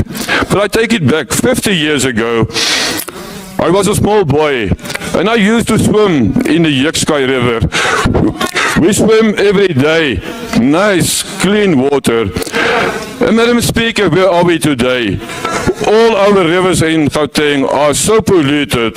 In Johannesburg, there is no river where the E. coli count is less than 2.4 million units. And that is the highest measurable score. We are dumping millions of liters of sewage into our rivers every day. And then we come with a budget and we ask for an 11% tariff increase. Madam Speaker, this is not on. We say that this budget is funded. This budget is not funded. We budget for a surplus of 2 billion. Together with capital grounds of 5 billion, we've got 7 billion available. Madam Speaker, 7 billion. Our CAPEX budget is 8.8, so we're already 1.8 billion rand short. That will be made up from the German loan. But we do not have money to repay our existing loans. We do not have money to pay Eskom his debts. We do not have money to pay contractors that have suspended their works and owing them 25 billion. Where is that money coming from? Madam Speaker, the Freedom Front's got a solution. We need a CM budget. No, Madam Speaker, not a city manager budget, a CM budget. And remember these words, consolidation and maintenance. We need to consolidate the city's finances, cancel all unnecessary OPEX and CAPEX expenditure, which do not generate income or is for the betterment of our residents. We have to finish unfinished projects that are standing still because you do not pay contractors. I'm referring to the Brixton Multipurpose Center. I'm referring to the Orange Farm Community Center. They are standing still for years because there's no money. I'm talking about a metro building that is a wasteful expenditure because we can reduce our cost considerably to just upgrade the metro building. We need massive maintenance to repair our roads, sewage, water, electricity infrastructure, and then we can consolidate. We can end up the year with a surplus of around about 10 billion rand to make funds available to settle our debts and also to have cash in the bank so that we can fund our own CAPEX projects, and then we set the sound foundations for the future years to come. And that is the only solution, Madam Speaker. We have to consolidate and we have to maintain. Thank you very much. Thank you, Councillor Boer. Can we have Councillor Harris from the ACDP? Greetings once again, Madam Speaker, EM, Deputy Mayor, MMCs, colleagues. I rise to speak to items to the response to the speech. I'd like to say congratulations to you, Madam Deputy Executive Mayor and MMC of Finance, on your maiden budget speech. Also, congratulations to the team who worked behind the scenes to make this possible. All the right words were said. The revolutionary phrases were dotted around, and the obligatory reference to the inherited mess from the previous coalition was not forgotten. Even the old zombie apartheid got its kiss of life. The reality is that this speech and all the others will be judged by measurable improvements in residents' lived experiences. Just a few of my observations. The Metro Trading Services reform is welcomed. More can be done to streamline structures and systems for greater efficiency and effectiveness, and to minimize cross-subsidization. As far as cost recovery is concerned, the ACDP waits in anticipation to see how the challenges of expectations of free lunches and the user pay principle will be welded into a model where hard-pressed paying residents and businesses and freeloaders are united in their civic duty to pay their fair share. It would have been good to hear what will be done about the prescribed debt that no doubt makes up a substantial part of the 72 billion rand debtors book. The ACDP caucus would also like to acknowledge the idea of applying opportunity cost and the financial turnaround framework and its various pillars. I'd just like to focus on labor stability. The city has closed the loop with the politically facilitated agreement. Now we trust that the workers and the unions will deliver their part by optimizing productivity, eliminating despondency, and helping to restore the trust deficit between the residents and the city. These elements are not in the balance sheet, nor were they mentioned. These elements, however, are the golden thread that runs through the city and gives expression to the budget. The ACDP acknowledges the desire to seek alternative funding and partnerships through PPPs. The proposed 7 billion rand waste to energy proposal is turning out to be a mere pipe dream. It reads well on paper, but seemingly unachievable in reality. The idea has been floating around since at least 2012. Millions have been spent thus far, with relatively little to show for the sunk cost. We challenge you, MMC, to help EISD become decisive in unlocking this technology to deal with waste management crisis facing the city. Madam Deputy Mayor, you alluded to township renewal and uplifting communities. You lovingly referred to people from Limpopo, the Eastern Cape, and the rural areas. Sadly, this budget offers no hope at all to the residents of Region B, the smallest yet most neglected region in the city. You forgot in your pathological dislike of white people that wards 68, 69, and 82, the killing fields of Johannesburg and the largest city-owned slum, form part of this region. There is no hope for these residents in this budget. There is no development in those areas alluded to in this budget. The 2,000 promised title deeds will exclude these wards because they are not high priority areas, despite generations waiting anticipation for this gesture that will lift many out of poverty. The 409 million rand allocated to social development is wholly inadequate to cater for the aged and their plight. The budget is evidence that the aged can look forward to no more than lip service. Madam Speaker, a glaring glossing over in this budget is support for the youth, sports, and creative arts in all its facets. There is a global marketplace waiting to consume what South African artists and sports people ready to explore the world. The energy is there, but sadly this budget has not looked beyond the obvious. Presenting a multi-million rand budget will always be a difficult balancing act. Unfortunately, this budget shines a spotlight on the unfair and biased allocation of resources. For the sake of the next 5 months, the ACDP will note this presentation. Thank you. Thank you, Councillor Harris. Councillor N. Nofumela from the African National Congress. Madam Speaker, Executive Mayor, Deputy Executive Mayor, fellow councillors, members in the gallery, residents of the city of Johannesburg, molweni nonke. Madam Speaker, today we are not debating perfection. We are debating progress. We are debating whether this council has the courage to confront realities facing Johannesburg with honesty, determination, and intentional action.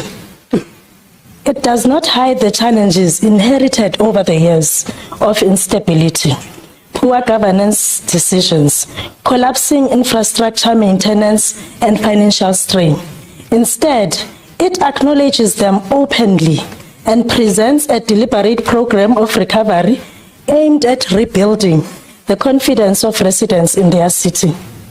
Madam Speaker, the budget before us recognizes a very important truth. That is, service delivery is not an abstract concept. It is dignity in practice. When a grandmother in Soweto finally receives a reliable water service, that is dignity. When a child in Orange Farm walks on a properly resurfaced road to school, that is dignity. When street lights function in El Dorado Park and women can walk safely at night, that is dignity. When refuse is collected consistently in informal settlements and township, that is dignity. Madam Speaker, the residents of Johannesburg deserves a city that works, not selectively, not politically, but consistently and intentionally for all its people.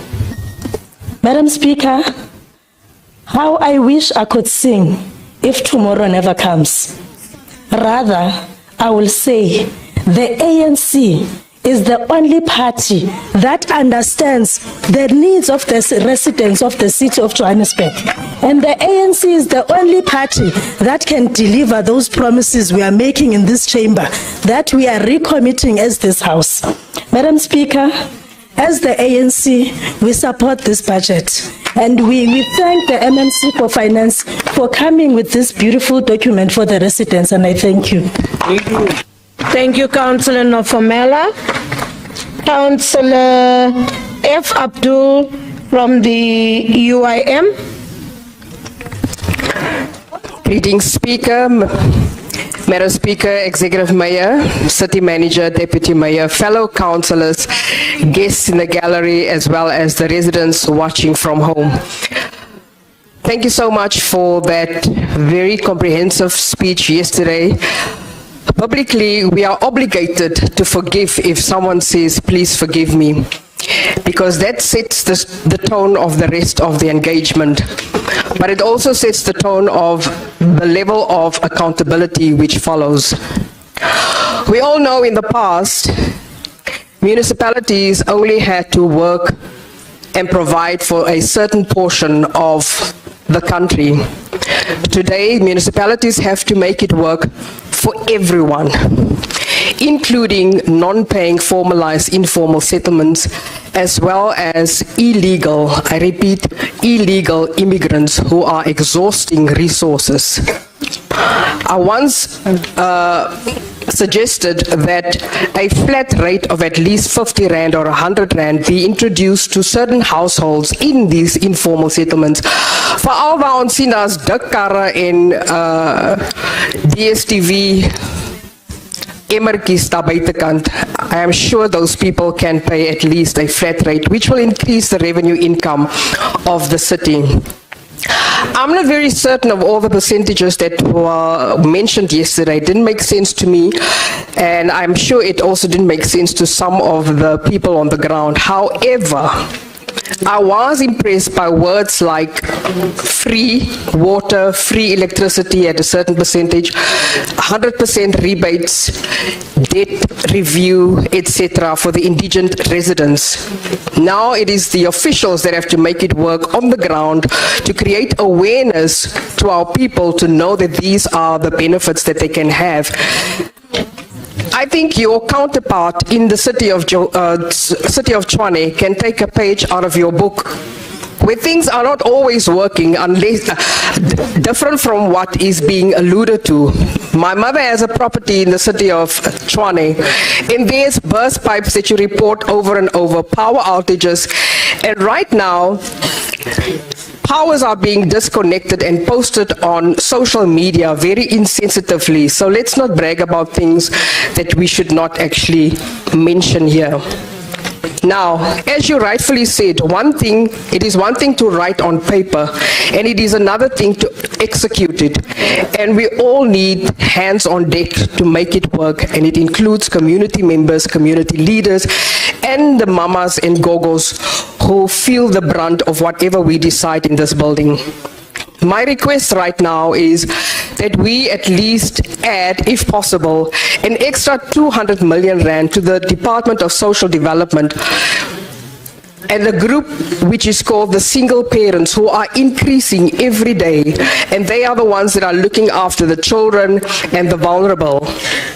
In reference to your story of Rochelle Morrison in Lenasia, I would like to tell you the true story of Mahalia Jacobs, who has to sell her house in Auckland Park after she started her own business and tried to build a dream. But due to the fact that new meters were installed in her house by Joburg Water and City Power, her utility bills has increased in such a way that she cannot keep up with the payments. After running around from office to office, she was unable to get to the right conclusion, and right now she's selling the house, and what she told me was, the city of Joburg has killed my dream. My request and encouragement at this moment is also to make things work for everyone, even the working class, and also known as the middle class, because they contribute a great deal to the percentages of income in our municipalities. The indigent will always be amongst us, but let us not increase that number by killing the dreams of the Mahalias, the Laratos, and everyone who is just trying to make ends meet in the cities. This can be done if rates. May I just mention that I do appreciate the fact that the rates have not increased in such a way that it becomes unaffordable. However, I do foresee that if it does increase again next year and the year after and the year after, we will have more and more Mahalias selling their homes and just going back to where they come from. The United Independent Movement notes this report with appreciation. Thank you. Thank you, Councillor Abdul. Councillor El Magwenchu from ATM.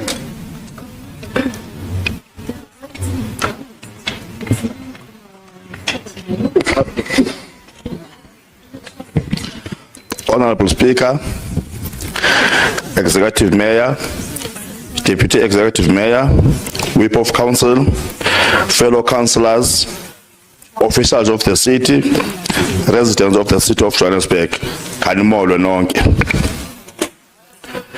Madam Speaker, yesterday I read a very interesting book which I would like to encourage all councillors to read. The title of the book is How to Stay Humble After Winning 2 Stars COCAF by Kabuyelo Mamelodi Sundowns. Madam Speaker, budgets are not merely accounting exercises.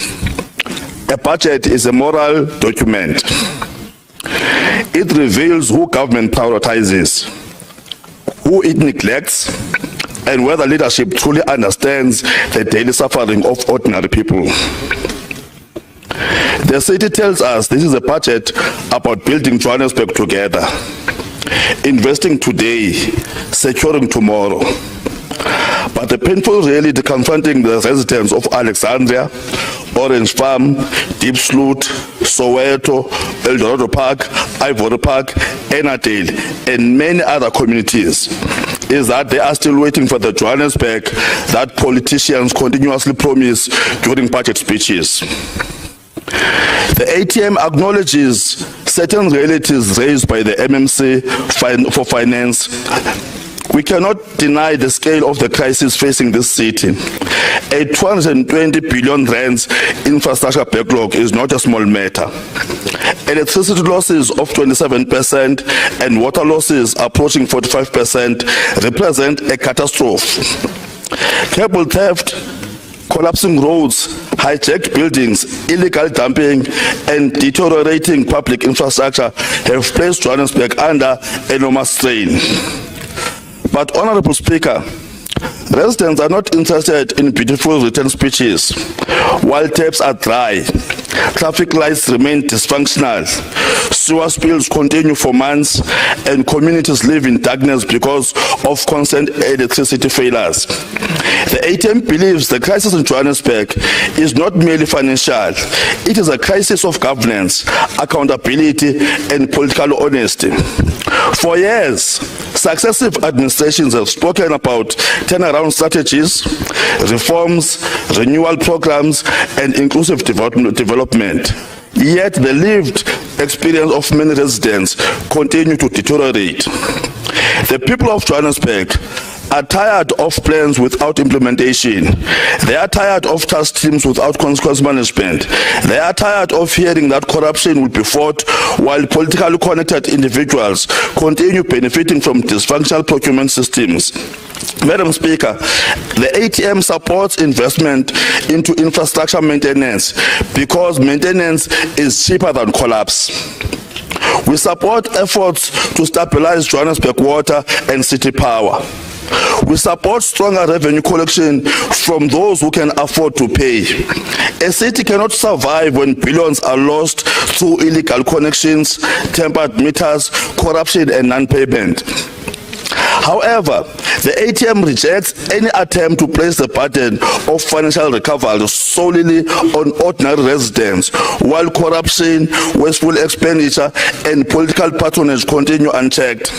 Before asking struggling communities to pay more, this council must demonstrate that every cent collected is protected from theft. How do we justify tariff increases to residents who experience rolling water outages? How do we justify higher costs when refuse collection is inconsistent? How do we justify increasing pressure on businesses while the city fails to provide reliable basic services? The ATM further notes with concern the growing pressure that illegal infrastructure connections and undocumented occupation place on municipal services. Johannesburg cannot continue carrying unlimited migration pressures without proper planning, border management, and enforcement of the rule of law. All spheres of government must come to the party on this. The reality is that the city is confronted with uncontrolled urban migration, illegal land invasion, hijacked buildings, and criminal syndicates, which have severely undermined service delivery capacity of the city. The ATM believes government must stop being afraid to speak honestly about this issue. You cannot plan properly for housing, sanitation, electricity, healthcare, roads, and water infrastructure if there is no effective control and regulation of population growth pressures entering municipalities. Madam Speaker, ndizawuhlala phansi ndifuna ukuthi nkosazana siyabulela uzamile. It's not easy because to come up with this balanced budget, there are many challenges that the city is facing, but well done. We'll support the budget. Thank you. Thank you, Councillor Magwenchu. Councillor Zigebe, UDM. Can we minimize the movement? Madam Speaker, protocol has been observed and established.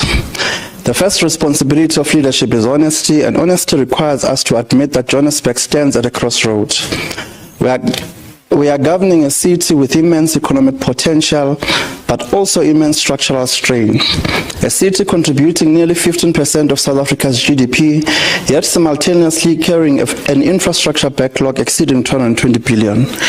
A city where over 5.9 million residents depend on systems that are aging faster than they are being renewed. This debate, therefore, cannot be reduced to politics. It must be about survival, sustainability, and the future direction of Johannesburg. Speaker, the budget before us correctly identifies the core pressures facing the city. Non-revenue water losses sitting at 44.7%, electricity losses at 27%. Those numbers are not merely technical indicators. They are symptoms of deeper institutional weaknesses. To put this into perspective, if Johannesburg Water loses nearly half of treated water before it reaches the residents, it means billions of rand are effectively leaking out of the system annually, while communities face shortages and interruptions. When City Power loses 27% of electricity through illegal connections, aging infrastructure, and theft, that translates directly into reduced maintenance budgets, delayed upgrades, and pressure for tariff increases on paying residents. And this is why, Speaker, I appreciate that this budget attempts to place infrastructure recovery and trading service reforms at the center of the city's financial strategy. The Metro Trading Services reform is important, not because residents care about institutional terminology, but because without stabilizing City Power, Johannesburg Water, and Pick It Up, this city cannot function. Speaker, plans alone do not inspire confidence anymore. Delivery does. The Deputy Executive Mayor correctly states that Johannesburg does not suffer from a lack of plans, but from a failure to convert plans into measurable outcomes. That is perhaps the most honest line in this entire budget speech. Because the reality facing our residents is harsh. A mother in Soweto does not experience a turnaround strategy. She experiences a burst pipe that remains unattended for weeks. A young graduate in Orange Farm does not experience policy frameworks. He experiences unemployment and hopelessness. A commuter traveling from Alexandra to Sandton does not experience institutional reform. She experiences traffic lights that do not work, roads filled with potholes, and hours lost in traffic daily. daily. This is why UDM argued strongly that Johannesburg must stop treating maintenance as a secondary expenditure. Deferred maintenance is financially reckless. Every delayed road resurfacing program becomes a reconstruction project later. Every ignored water leak becomes infrastructure collapse. Every stolen cable not replaced properly becomes recurring expenditure. This is why the increase of maintenance expenditure from 7% to 8% is welcomed. But the city must move with far greater agency if it genuinely seeks to reverse decline. Madam Speaker, one of the strongest sections of this budget is the recognition that economic recovery cannot happen without restoring basic urban functionality. The allocation of approximately 28.3 billion to city power operations and 6.7 billion over the medium term towards energy infrastructure is significant. So too is the 21.6 billion allocation towards Johannesburg water operations and the 6.4 billion medium term capital investment. But these allocations must now produce visible improvements. Residents must see fewer outages, fewer substations failing, reduced response times, improved billing credibility, better maintenance turnaround times. Otherwise, these figures remain numbers on paper disconnected from lived reality. Let us also speak honestly about safety and urban management. The budget allocates 7.2 billion towards JMPD visibility, emergency services, CCTV expansion, and urban management interventions. This is necessary because infrastructure destruction and criminality are directly undermining the city's finances and investor confidence. Cable theft alone costs municipalities across South Africa billions annually. Illegal dumping destroys public spaces and increases environmental health risks. Hijacked buildings weaken the inner city economy and erode confidence in governance. We therefore support a developmental but firm approach to law enforcement because lawlessness hurts the poor first and hardest. A budget can never be called progressive if it does not meaningfully confront unemployment, inequality, and exclusion. The city's expanded public works program target of 12,250 job opportunities is welcome, but Johannesburg requires a deeper economic response. We need infrastructure-led employment, township industrialization, artisan development linked to infrastructure programs, support for township businesses to participate in procurement chains, skills development for the missing middle, people above 35 years old who are too old for youth programs but excluded from formal employment opportunities. Speaker, economic inclusion cannot remain a slogan. It must become a measurable policy. And that is why the commitment that 60% of capital expenditure will go towards historically marginalized communities is important. But Council must insist on transparency. Residents must know where projects are located, how much is being spent, who is benefiting, and what outcomes are expected. Thank you. Thank you, Chair. AIC, Councillor Tim Tlongo.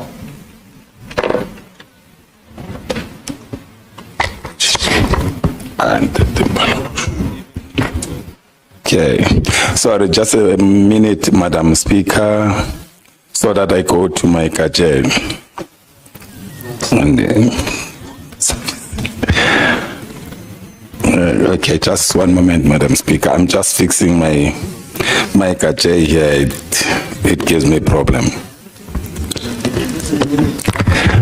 I'm taking my minutes. Okay, let me just go to another one, Madam Speaker, quickly.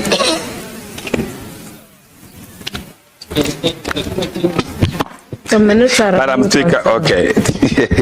No, it's fine, Madam Speaker. You can start counting, Madam Speaker. I will make sure that I will do my speech as quick as possible. Madam Speaker, good day to you. Good day to the Executive Mayor, Councillor Morero, to the Deputy Executive Mayor, Councillor Loyiso Masuku, to all MMCs and chairpersons of the Section 79, to fellow councillors, and to the guests and the gallery. Madam Speaker, I rise on behalf of the African Independent Congress, Madam Speaker, in support of the 2026-2027 budget tabled by the Executive Deputy Mayor yesterday, Councillor Loyiso Masuku.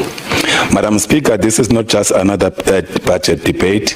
this is the final budget of the current political term, a budget that reflects where this administration has come from, what it has inherited, and what foundation it seeks to leave for the future of Johannesburg.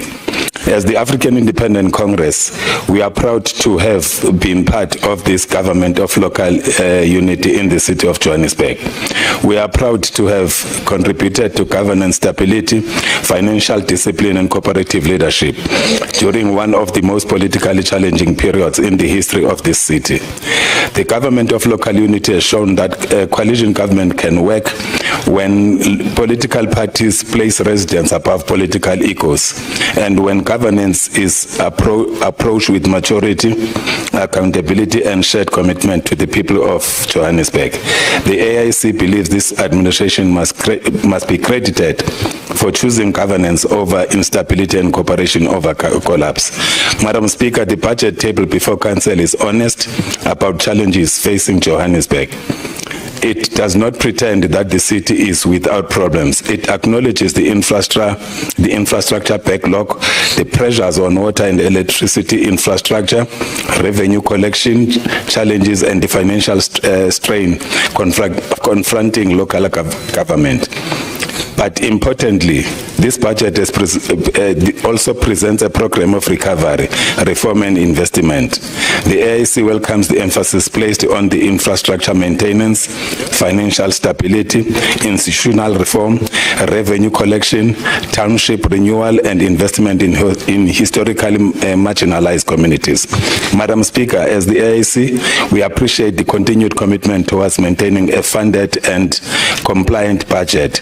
It is important to recognize that during 2025-2026 financial year, the city was able to table and adopt a fully funded budget that contributed to governance stability and enabled the continuation of key service delivery and infrastructure programs across Johannesburg. The contribution made by the AIC in the finance portfolio during the period reflected our commitment to responsible governance, fiscal discipline, and sustainable administration. The AIC understands that without financial stability, there can be no sustainable service delivery. Without revenue collection, there can be no infrastructure renewal. Without governance discipline, there can be no developmental local government. That is why we support measures aimed at improving billing systems, strengthening revenue collection, and protecting the financial integrity of the city. Madam Speaker, the people of Johannesburg want a government that works.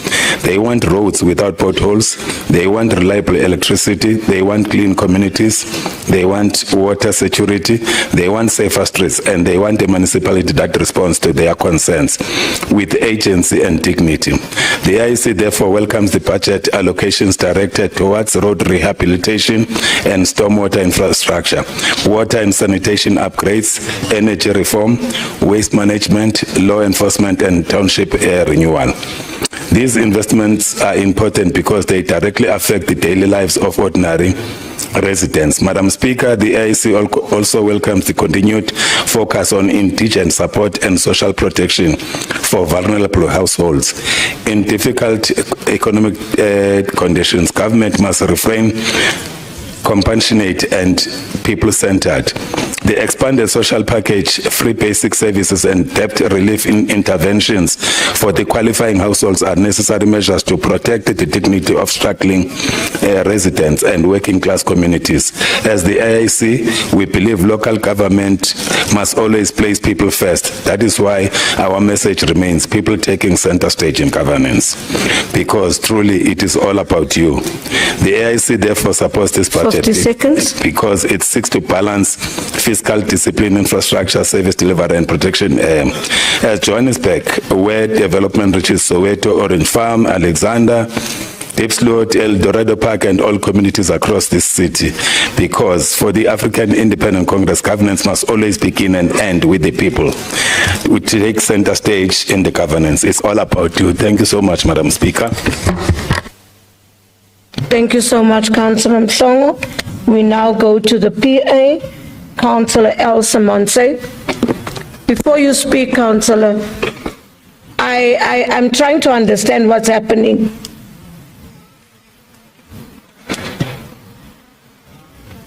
and it's the usual suspects. It's the usual suspects. And I am going to do it. Councillor Simonsai, please. Look at Councillor Santana running in. Oh, my usual suspects. Greetings, Speaker, Executive Mayor, Joburg 11, under the capable leadership of MMC Konene in his absentia, fellow councillors, guests in the gallery, and most importantly, the City of Johannesburg residents. Madam Speaker, we acknowledge the presentation of the budget speech and the commitments made towards improving service delivery in our city. The focus on water security, electricity stabilization, and road infrastructure reflects the daily struggles faced by the residents across Johannesburg. However, while the intentions outlined in the budget may sound promising, the concerns remain regarding implementation and accountability. More so that the city's ability to deliver on these commitments. For years, residents has listened to similar promises every financial year, experiencing worsening service delivery. Communities continue to suffer from ongoing water outages, collapsed infrastructure, prolonged power interruptions, and roads filled with potholes. The reality on the ground does not match the plans presented in this council chambers. What is good on paper is not what is good on the ground. One of the biggest concerns is whether enough funding has truly been allocated towards maintenance and infrastructure renewal, rather than short-term interventions again, like responding like an ambulance, even though we don't have those when the need arises. Johannesburg's infrastructure crisis cannot be solved through temporary fixes. Our residents need sustainable investment backed by measurable timelines and transparent reporting. There are also concerns about financial health and operational capacity of municipal entities. Entities such as City Power, Joburg Water, Human Settlements. They continue to face serious challenges, including aging infrastructure, financial pressures, project delays, and governance concerns. Without these strict oversight and consequence management, the additional funding alone will not guarantee the improvement of these services. The issue of accountability, while year after year the city experienced irregular expenditure, delayed projects, and poor contract performance with little visibility of consequence management. Residents are frustrated because they see the budgets being approved. Yes, basic service delivery remains unreliable, to say the least. Speaker, on behalf of the residents of the City of Johannesburg, does this budget adequately address the inadequate across all regions of Johannesburg? Many communities, particularly in the undeveloped areas, continue to feel neglected when it comes to infrastructure upgrades, maintenance on roads, sanitation, and economic opportunities. Let me emphasize, public trust in local government is currently questionable. Restoring confidence requires more than just speeches and announcements. It requires the visibility of delivering honest communication and leadership that responds urgently to the residents' concerns. As councillors, our responsibility is not only to approve budgets, but to ensure that every department and every municipal entity delivers results. Oversight cannot become a formality on paper. It must be active, it must be transparent, and it must be focused on the outcome delivery. Johannesburg residents deserve a city that works. They deserve functional traffic lights, cleaner streets, reliable water, stable electricity, safer roads, and responsive governance. The budget speech presents an opportunity, but opportunities means nothing without execution. We also had hoped to hear that the clear implementation plans regarding the debt write-off program sponsored by the Patriotic Alliance and voted for in this council. Many struggled residents continue to face financial pressure, and this implementation of this program would have provided needed relief to qualify households while helping residents re-engage with the municipality in a meaningful and sustainable way. We therefore urge the administration to move with the urgency of implementing the approved debt write-off program and to provide the residents with clear communication on the process, qualification criteria and timelines. Furthermore, we call on the administration to provide clear implementation plans, quarterly progress reports, stronger financial discipline, and visible consequence management where failure occurs. In closing, Madam Speaker, as disciplined coalition partners, the people of Johannesburg are not asking much. They are asking for a government that delivers on its promises, and I thank you. Thank you, Councillor Simonse. Can we have Councillor Nkonkobe from the Economic Freedom Fighters? Councillor Nkonkobe, Madam Speaker. Greeting to me. Nkonkobe. Okay, I'll get it right. Okay.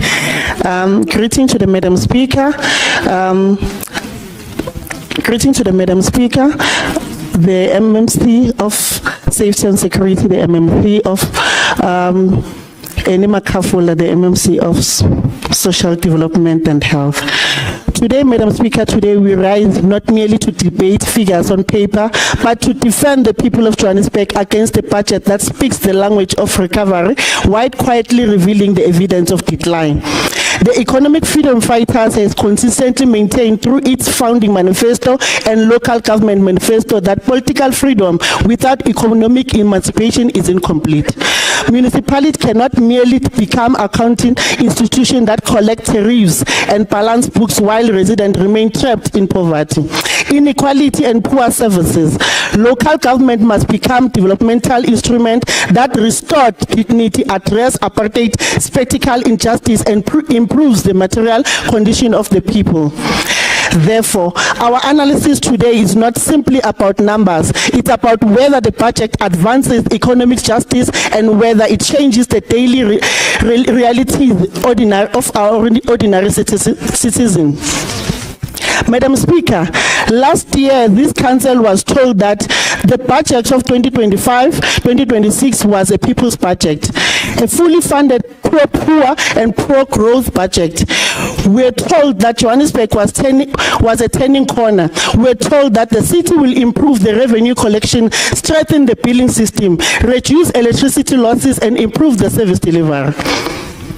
But today, a year later, the city returned with the council admitting Johannesburg faces infrastructure and backlog over 220 billion, electricity losses of 27%, non-revenue water losses of 44.7%.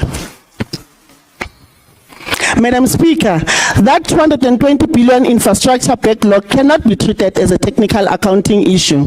It means the burst pipe in a community is collapsing roads, unsafe bridges, dysfunctional traffic lights, aging substances, sewer spillages, and residents spending hours without water and electricity. The city casually mentioned this backlog, but to residents it translates into daily suffering. Again, this crisis, the city allocates 8.8 billion for capital expenditure this year and 25.3 billion over the medium term.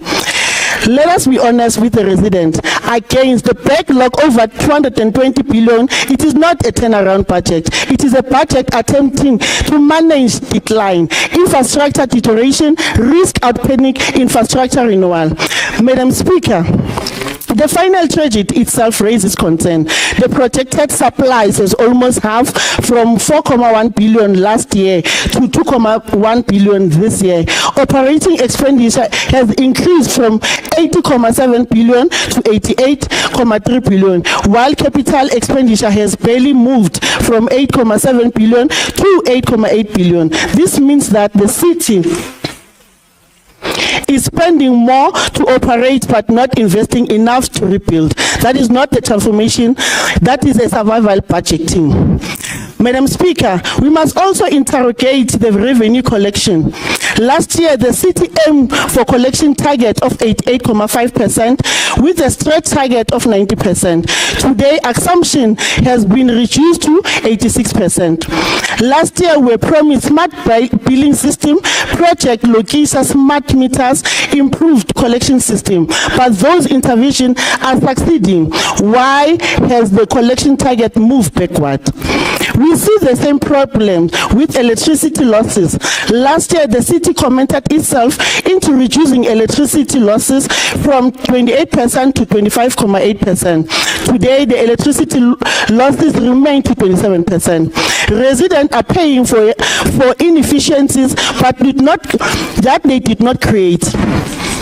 Madam Speaker, tariffs cannot be discussed in isolation. Electricity tariffs increased by an average of 9.1%, water tariff by approximately 11%, refuse by 6.2%, while property rate increased by 3.6%. Residents understand that costs increase, but residents do not consume input costs, they consume service.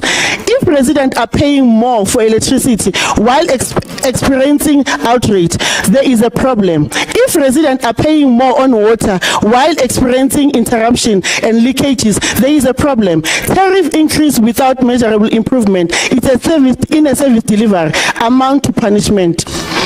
EFF local government manifesto has constantly urged that municipality must place the interest of working class communities before the financial convenience. A city cannot continuously shift inefficiency into residents through tariffs while failing to aggressively deal with corruption, illegal connection, revenue leakage, infrastructure losses. Madam Speaker, we must also question the city. Increasing dependence on borrowing. Loans cannot approximately 3.5 billion or almost 40% of the capital budget. Interest loan redemption already consume approximately to 7% operating expenditure. Borrowing itself is not working, but borrowing becomes dangerous when it occurs an environment of a weak project management and weak accountability.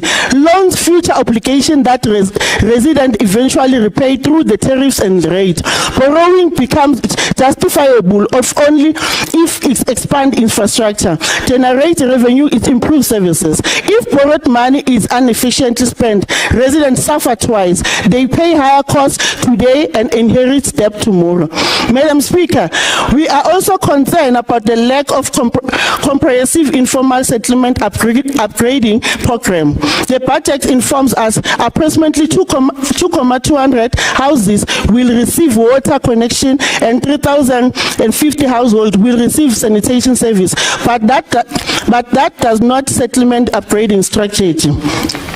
The EFF constantly urged that informal settlement upgrading is a matter of dignity and special justice. Where is comprehensive program with settlement are being upgraded? What is the timeline of the budget? Where are the road and public lighting, storm water system, church and sanitary and emergency roads? Informal settlement cannot continue existing as a permanent temporarily to communities. Democracy cannot continue reproducing apartheid geographic through under investment. Madam Speaker, we also believe that the public safety requires a greater investment in the economic infrastructure. Business invest where the township economics strive to communities feel protected. The city itself admits infrastructure is under attack through the cable theft, vandalism, disruption of public asset. The EFF maintain that the crime cannot be treated purely as a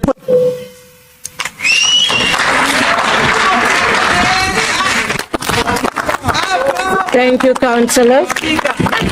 Councillor T. Khatebe. Councillor T. Khatebe from the African National Congress. Thank you, Madam Speaker. Greetings to you. Greetings to the Executive Mayor, Councillor Mayor Dada Morero, the Deputy Executive Mayor, Councillor Loyiso Masuku, the Chief Whip of Council, Councillor Kazamula Chauke, the Chair of Chairs, Councillor Marema, members of the Mayoral Committee, Chairperson of Section 79, fellow councillors, special Abantwana Bagatambo, the residents of Johannesburg, Sanbingelela Nonke Goli, Mjiba. Madam Speaker, allow me to first congratulate the MMC for Finance for delivering her maiden budget speech, a well-crafted, honest and courageous budget speech. MMC, we congratulate you. Singamqhwabela izandla. This speech was delivered during a very important period in the history of Johannesburg. Madam Speaker, we're at crossroads where we need to make decisions of making sure that we invest in a future so that we never see a total collapse. This budget speech, it was clear. It was a clear indication that the ANC-led government is saying we will not allow a collapse to happen. We will not surrender to the challenges that the city is facing. We will not surrender to the difficulties. The MMC tabled a budget of 97.1 billion. It's a milestone budget. It's a great budget, a budget that is brave, a budget that is funded. Madam Speaker, I'm hearing some councillors saying, no, this is not a funded budget, it's not realistic. It's a very funded budget. It has realistic collection rates, and every funding source, we are able to see where it's coming from. So, Madam Speaker can say proudly that once again, the ANC GLU-led government has delivered a budget speech that is hopeful, that is giving the people of Johannesburg hope, and that is giving us a brighter future. Madam Speaker, the budget also touches a lot on the trading reforms that the city is embarking on. These trading reforms are taking us to a future that will give us a solid municipality that has sustainable finances and that gives hopes to the people of Johannesburg. Madam Speaker, it is very worrying when you're sitting here listening to one councillor from the Green Party claiming certain things that cannot be confirmed. I'm grateful that a leader of the opposition party stood up and make sure that we account and we talk what is factual here. In fact, when that was happening, I was reminded, Madam Speaker, ukuthi bonjongo councillor wasezolamndeni. And as the speaker was talking, I then remembered that there is a song by a Kwaito group that comes from my ward, and the song is We Are Claimer. And as I was listening here, I could tell that that person keeps on claiming on victories that were never theirs. But Madam Speaker, we are revolutionaries, and we were taught that as we embark on this road, sizohlangana nabantu who will want to claim easy victories. That is exactly what is happening in this council chambers. We've got claimers I-44, and they are problematic, Madam Speaker. They are problematic, misleading our people, claiming victories that were never there. Madam Speaker, rebuilding Johannesburg is not easy. Building a city that must rival international cities like New York and London, it's not an easy task. It's a very difficult task. It is even worse, Madam Speaker, if you find yourself in a coalition government that you must always manage. The past 5 years have been riddled by instability, particularly in coalition. At some point, our beloved mayor was there just for 25 days and had to vacate office. But he came back, made sure that we stabilized the city. It has not been an easy 5 years, but we are proud of what we have achieved in the few years that we've been in power. Madam Speaker, as we are heading to the 4th of November, come rain or sunshine, the people of Johannesburg will vote. And Madam Speaker, I'm confident from where I am, the people of Johannesburg will vote for the African National Congress. Because a vote for the African National Congress is a vote for stability, a vote for accountability, and a vote for transparency. Madam Speaker, we are the only party that all the time accounts to the people. That's why ubona mhlambe kuthiwa siyiswa le nale. That is because we are always accounting, we are always transparent, we are always telling the people of South Africa the truth. We'll continue, Madam Speaker, after the 4th of November to lead this glorious city to its greatness. After the 4th of November, the African National Congress will continue the mandate of making sure that we lead the city of Johannesburg. Thank you so much, Madam Speaker. Thank you, Councillor Khatebe. Do I announce it or do you?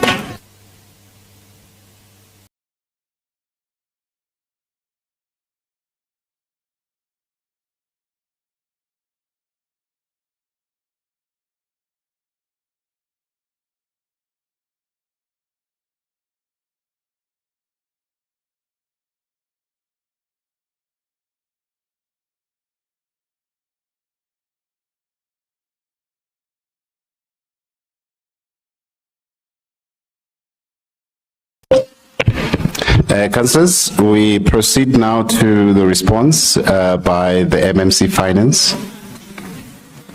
MMC Masuku, it's yours. You can come.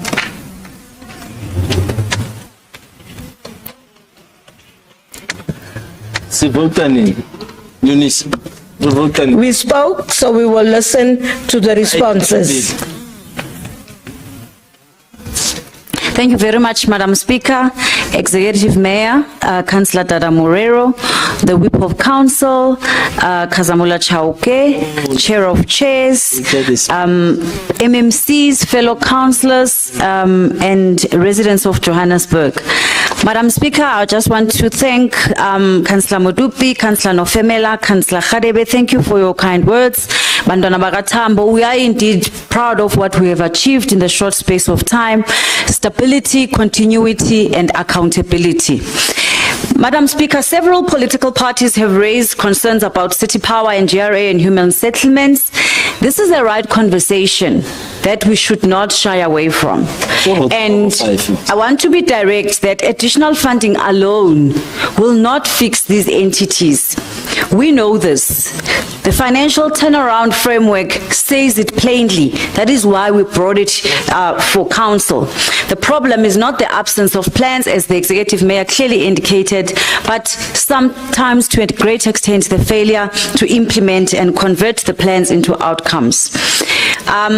We agree that there are challenges and consequence management where it relates to performance agreements.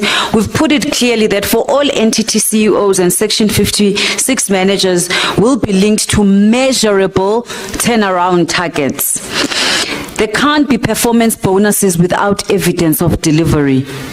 And the repeat failures that trigger disciplinary processes within 30 days, and this administration will not reward underperformance with silence. We are clear on that, and that is where we stand on good governance.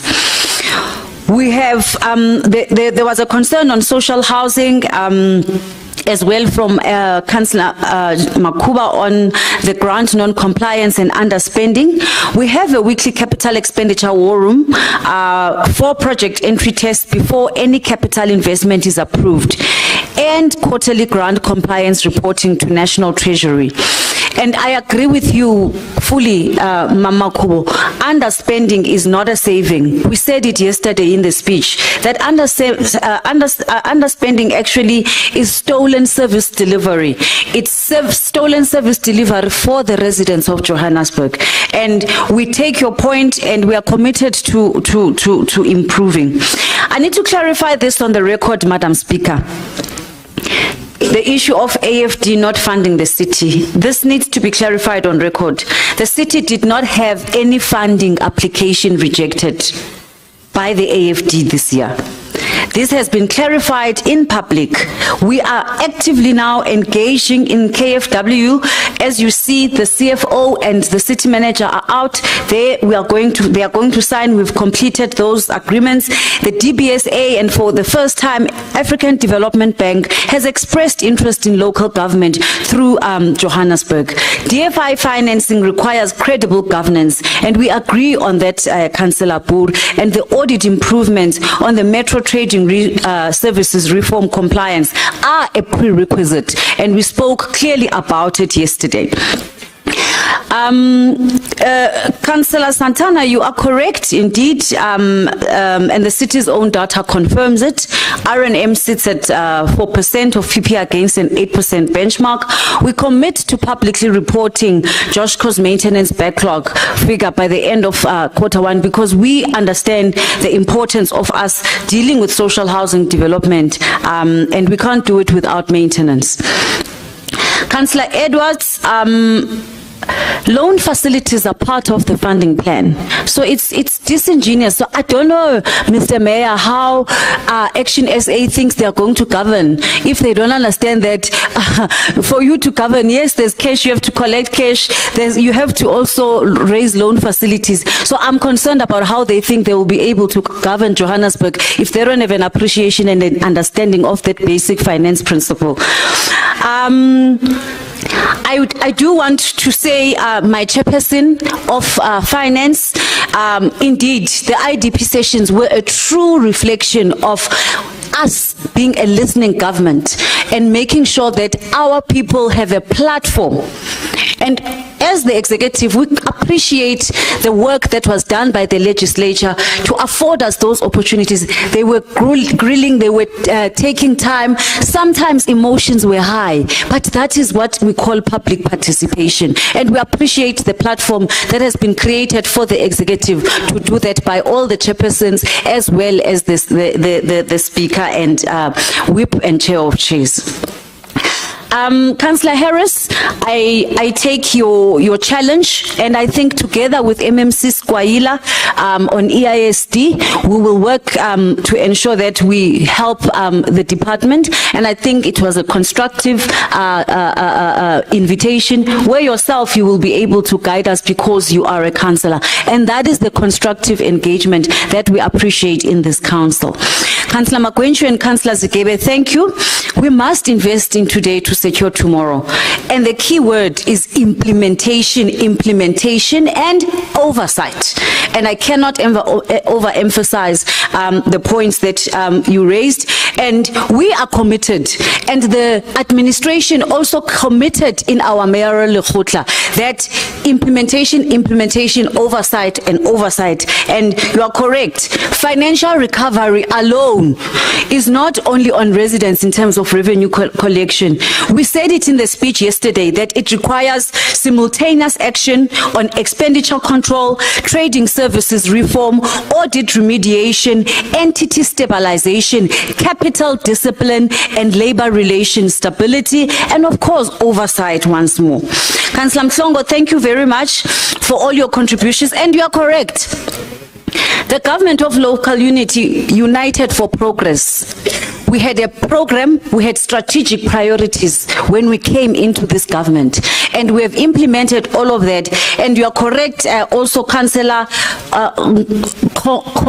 Konkobe, the priority must be about citizens, residents first, everything else, the politics follow. I can't say much in terms of your own political manifesto, but I can speak about the government of local unity's strategic priorities on good governance, safer city, and ensuring that we put our people at the center of security. When a woman walks, she knows that she's safe. And there we are clear and we agree, because that is a government of local unity priority of safer cities. Thank you very much, Councillor Abdul.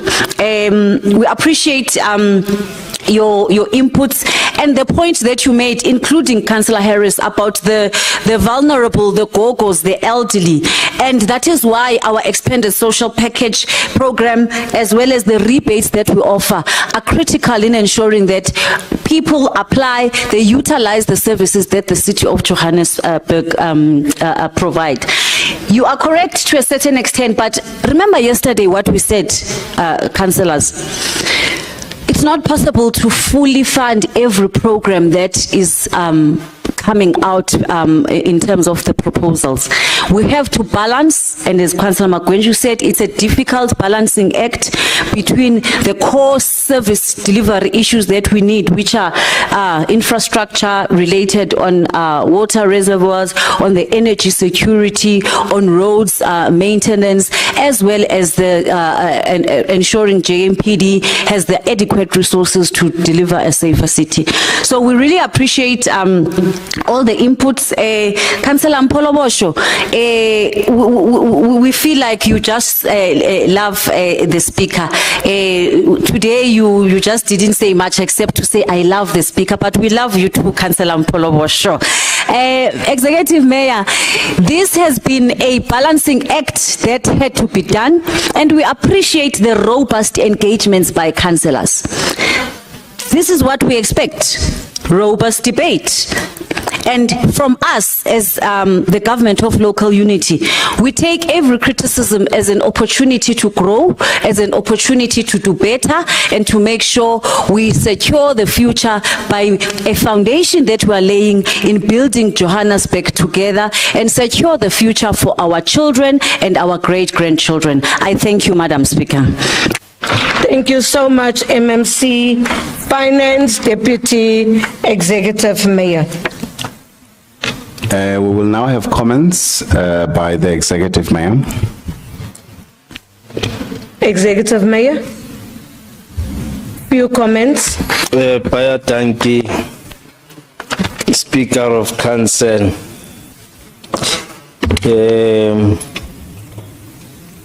The Chief Whip of Council, Councillor Kazamula Chauke, the Chair of Chairs, Councillor Adolphus Marema, members of the Mayoral Committee, Deputy Mayor, leaders of political parties and caucus leaders. Thank you for giving me the opportunity, Madam Speaker, to give my comments. Let me start by saying we've won the case against Marble Towers.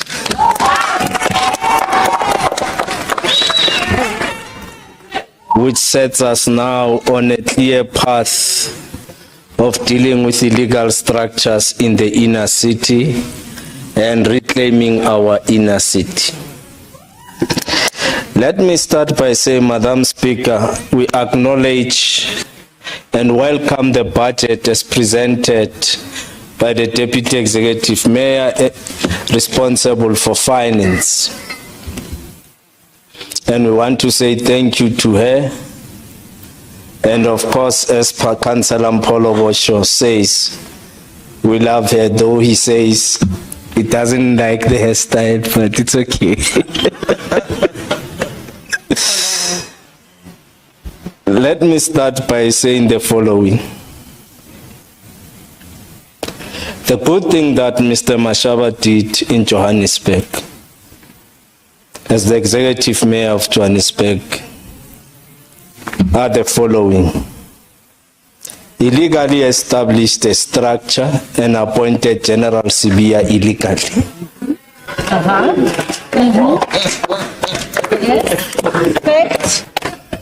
Took 11 million of the city's money and gave it to an NGO, which he chaired, an NGO of drama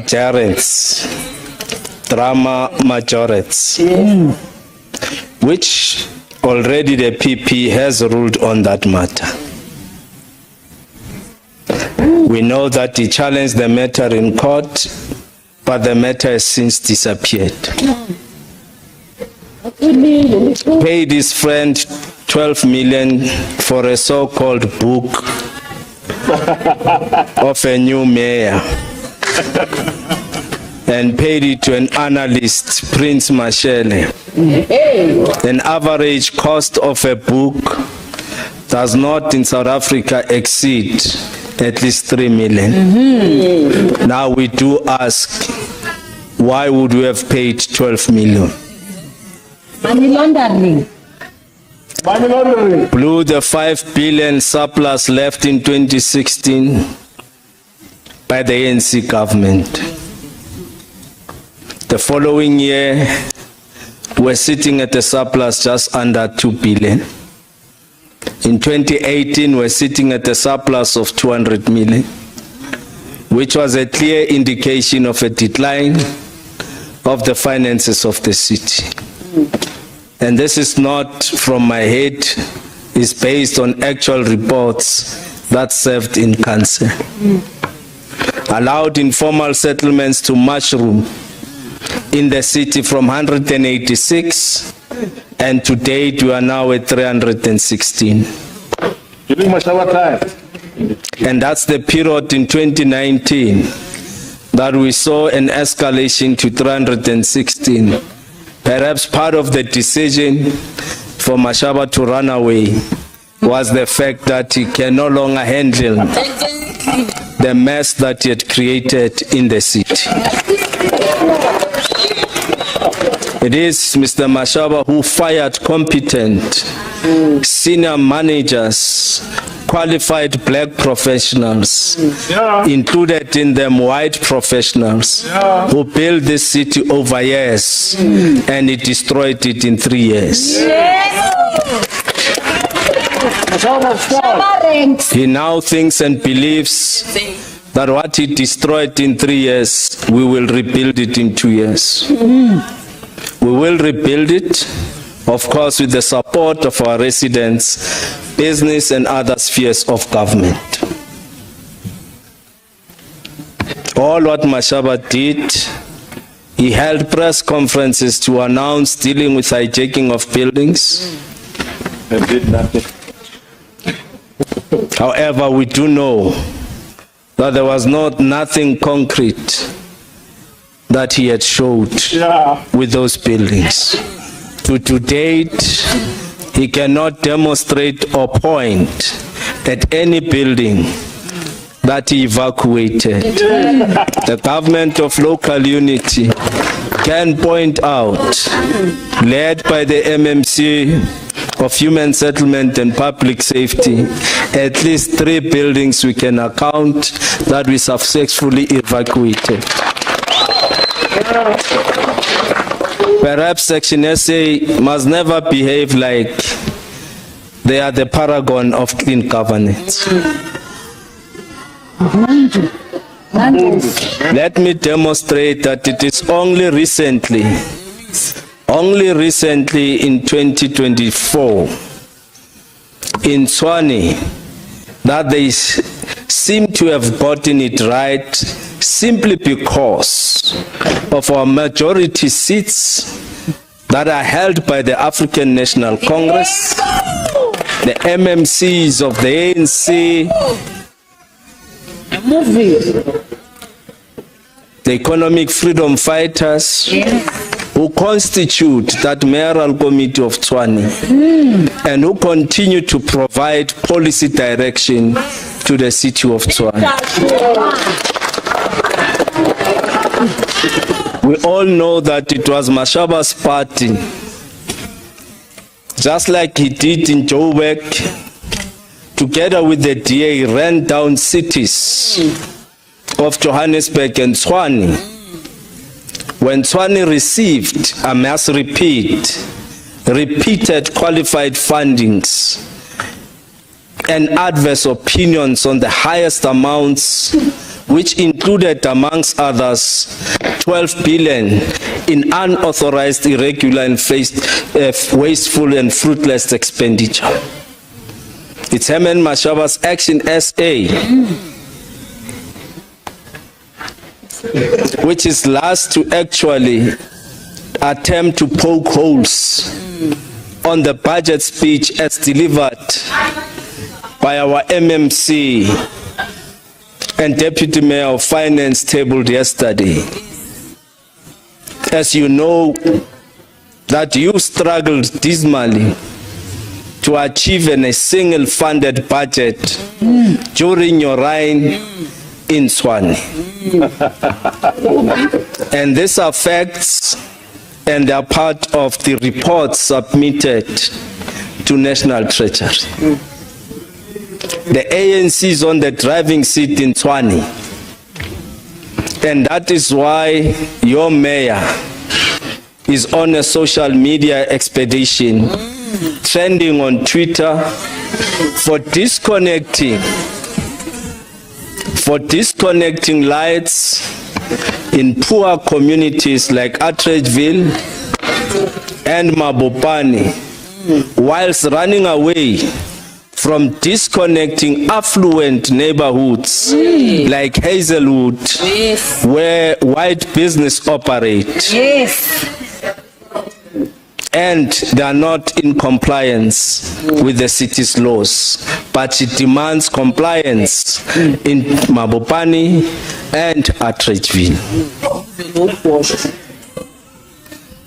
Madam Speaker, allow me to address the matter of the PFA, as some want to regard it as the elephant in the room. The PFA is a matter that this council approved in July 2024. The leadership of this council, the mayoral committee, will continue to support and implement the PFA as part of a facilitated agreement, and secondly, as part of the mediation between Labour and the city, which was facilitated by Senior Counsel Terry Mutau, and arrived at confirming that yes, indeed, workers have been shortchanged over years by the city of Johannesburg. It is also interesting to note that Councillor Santana chooses to forget that in 2017 and 2018, his mayoral committee led by Mashaba made payments to the PFA in acknowledging that indeed we do owe workers. Yes, the discussion on affordability will continue to take place, but at the same time we must also continue to fund this commitment. You also forget to mention that you gave society and the residents of this city Herman Mashaba in 2016. And today, you yourselves are acknowledging that what you gave to society ran down the city of Johannesburg. This is not me, but it's echoed in your statements as you continue to contest for the leadership of Johannesburg with Mr. Mashaba. Madam Speaker, the opposition must accept that the very first time the people of Alexander had an opportunity to use a flush toilet was only in 1989. We must acknowledge that some of us here, or some of you, had the privilege of a proper infrastructure from birth, when some of us did not have the opportunity until in 1989. And who was in charge of government and infrastructure, and they chose only one section of the population through apartheid segregation. Today we want to cry foul of infrastructure backlogs, when in fact, at that time, South Africa's economy was one of the greatest, being 2 rands to the dollar, which meant we had the necessary resources to invest in infrastructure, including those that were in the township, black, colored, and African. Now, yes, you are coming here today to cry foul, but we are telling you we will continue to invest in the infrastructure and address the historical imbalances created through long periods of governance by an apartheid government, which singled out only one section of the population, which was the white population. As you continue to shout the name of Mashaba, let me also school you.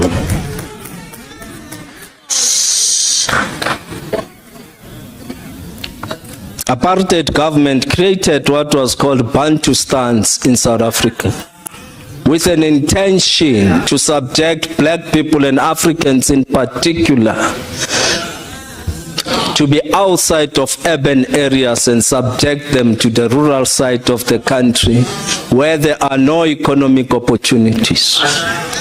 And indeed, the government of Botswana created, of Botswana, what they called the Botswana Development Corporation. Botswana Development Corporation, funded fully by the apartheid state, and who was the beneficiary of the Butatswana Development Corporation. It was black like me, Mashaba.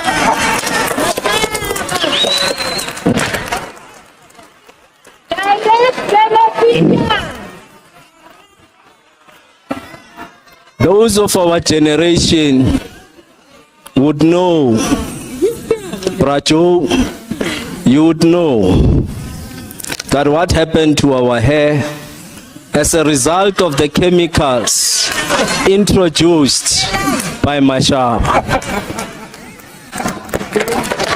Let me conclude, Madam Speaker, that this budget presented confirms the following. We are confirming an 8% maintenance budget in the budget we passed. We are confirming green fencing of revenue from the water business immediately 1st of July 2026. Madam Speaker, we are also confirming in this budget that we are investing in the development of Leferrain so that we can continue to give dignity to our people. We are also committing that we will work towards ensuring that in the next financial year, we will honor the 30 days payment to our suppliers. Madam Speaker, we are also confirming that Small Street, which was cleaned and reclaimed by this leadership, we will now see a commitment from the private sector to build a student accommodation and over and above bring commercial sites and social housing in Small Street. We will support the Central Methodist Church to ensure that the church's dignity can be restored once more in Small Street.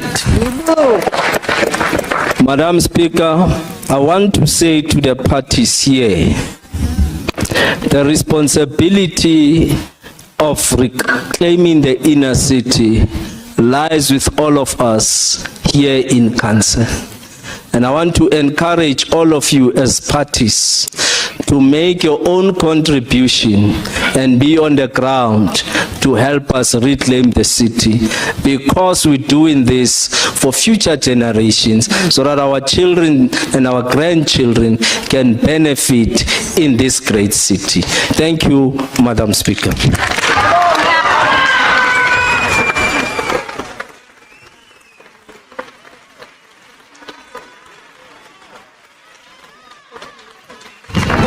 Thank you so much, Executive Mayor. We are now proceeding to the next item. We're now on recommendations to Council. Executive Mayor. Thank you once more, Madam Speaker. Allow me to table reports and recommendations for Council consideration. Thank you. Thank you so much, Executive Mayor. Leader of Executive Business, MMC of Finance. Thank you very much, Madam Speaker, and the Executive Mayor for the recommendations. On behalf of the Executive, Madam Speaker, we would like to withdraw item 3E and item 5. We would also like to elevate item 3A to D, as well as item 6. So we are elevating item 3A to D, as well as item 6. Thanks, ma'am. Thank you so much, LOEB, MMC of Finance. So we are going to start with item 3, and we'll go up to item 3D, then we'll do item 6 and get back to our actual agenda. Thank you so much. And item 3E and item 5 has been withdrawn. Thank you so much. And the escalated item 3 is the 2026-27 to 2028-29 midterm budget, midterm operating budget and related documentation, which is item 3A, that is your 2026-27 to 2028-29 midterm operating budget, read with item 3B, and that is the 2026-27 to 2028-29 midterm capital budget, also read with item 3C, and that's the report on outcomes of public consultation on the proposed 2026-27 budget and its revenue-raising measures, and the technical evaluation led by the National Treasury. And lastly, read with item 3D, and that's the authorization to approve the 2026-27 draft rates policy and 2026-27 draft rates bylaws.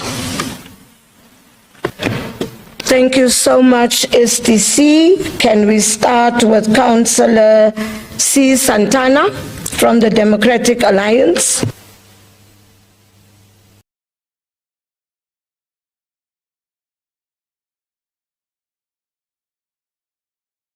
Thank you, Madam Speaker. Madam Speaker, the Executive Deputy Mayor finally discovered the language of fiscal discipline. Building Johannesburg together, investing today, securing tomorrow.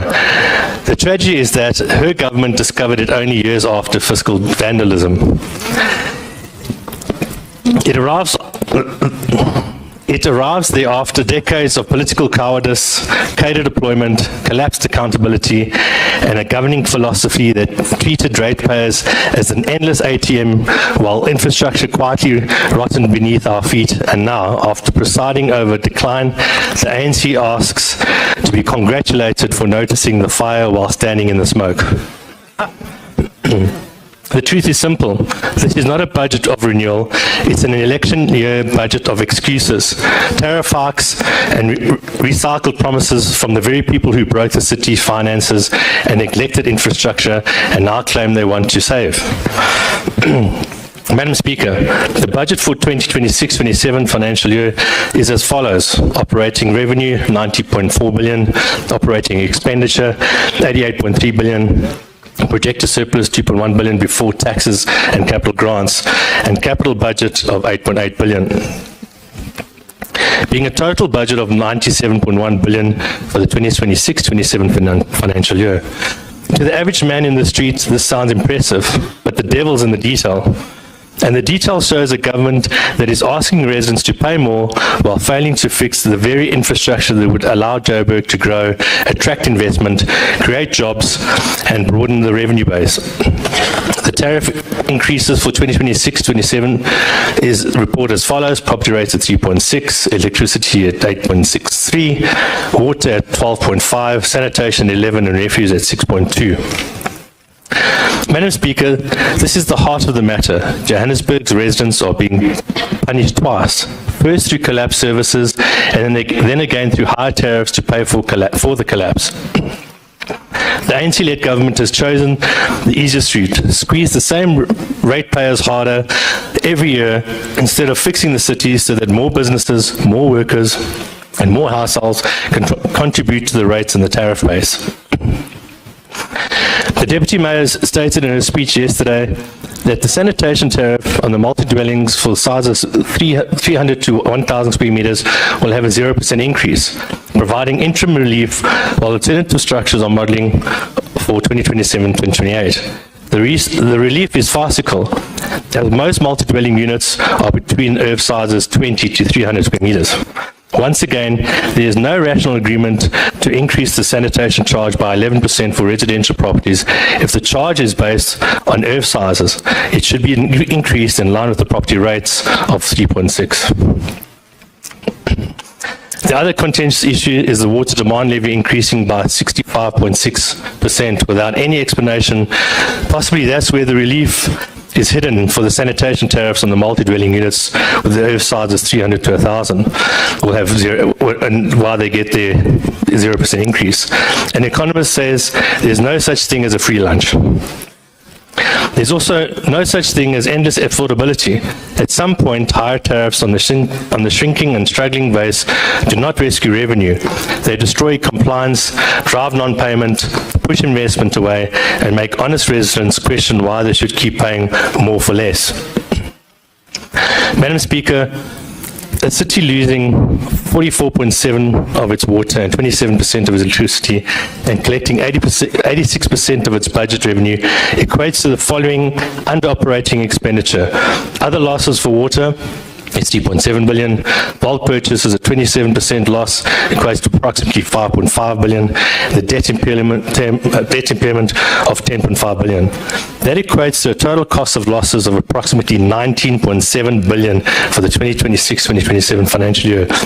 It's the cost this is the cost that every rand lost through illegal connections, metering, tampering, billing weakness, non-payment, and water losses. That is money lost that cannot repair Johannesburg and represents almost 22% of the operating expenditure budget. This is the cost of ANC failure. It's the price residents pay when pipes are not fixed, substations are not secured, billing is not trusted, meters are not managed, and the city's lost control over the basic systems of government.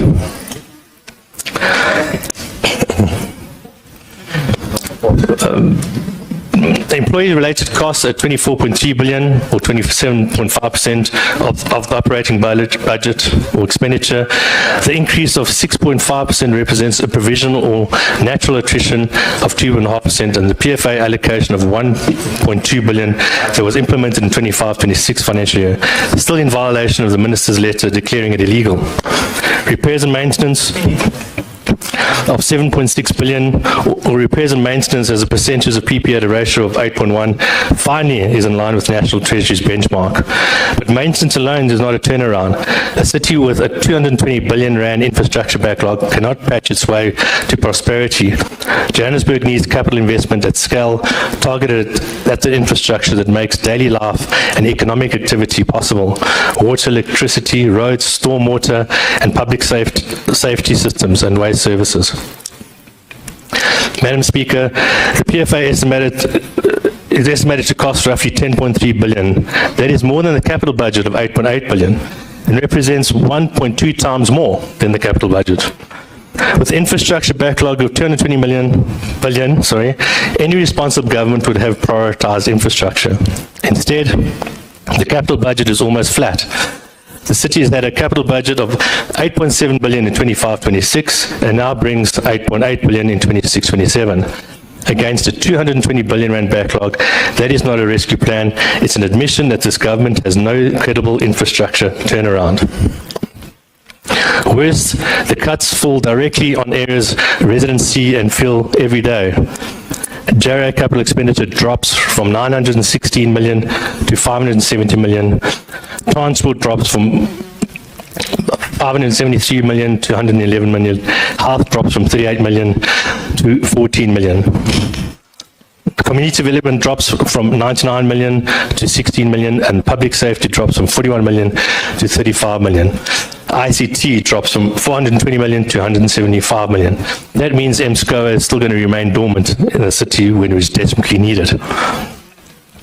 So when the Deputy Mayor says the budget is about securing tomorrow, the question is with which roads, which clinics, which transport systems, which community facilities, which safety systems, and which digital infrastructure.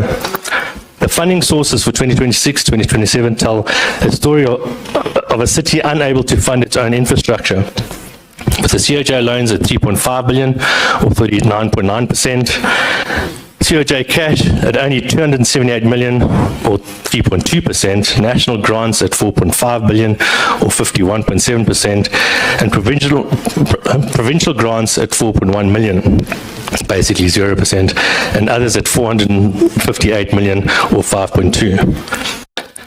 Gone are the days when I was a councillor 13 years ago, when the funding mix of City of Johannesburg was a third in loans, a third in cash, and a third in national and provincial grants.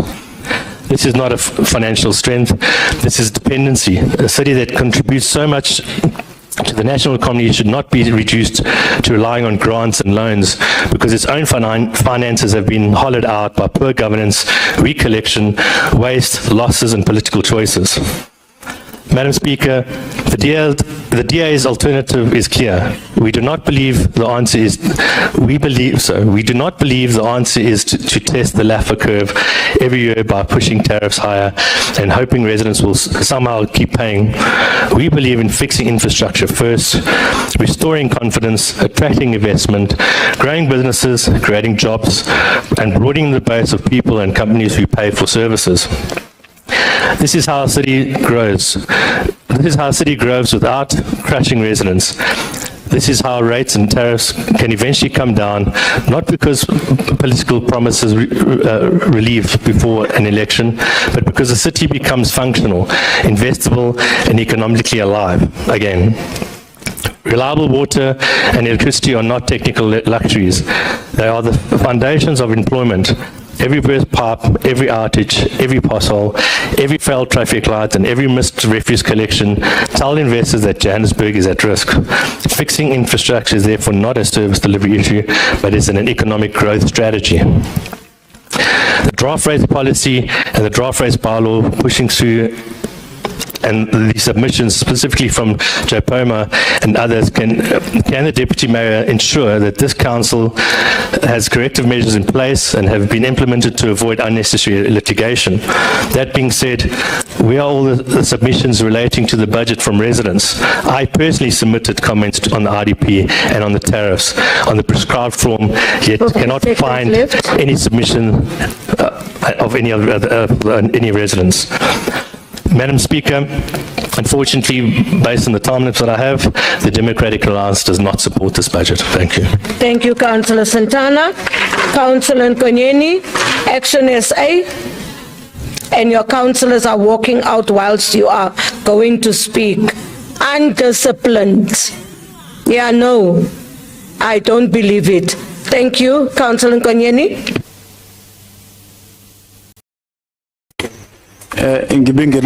Speaker, thank you. Fellow councillors, the residents of Johannesburg, and a very special greeting to my Action SA forces, Urifilwe and Otsepo, that are in the gallery.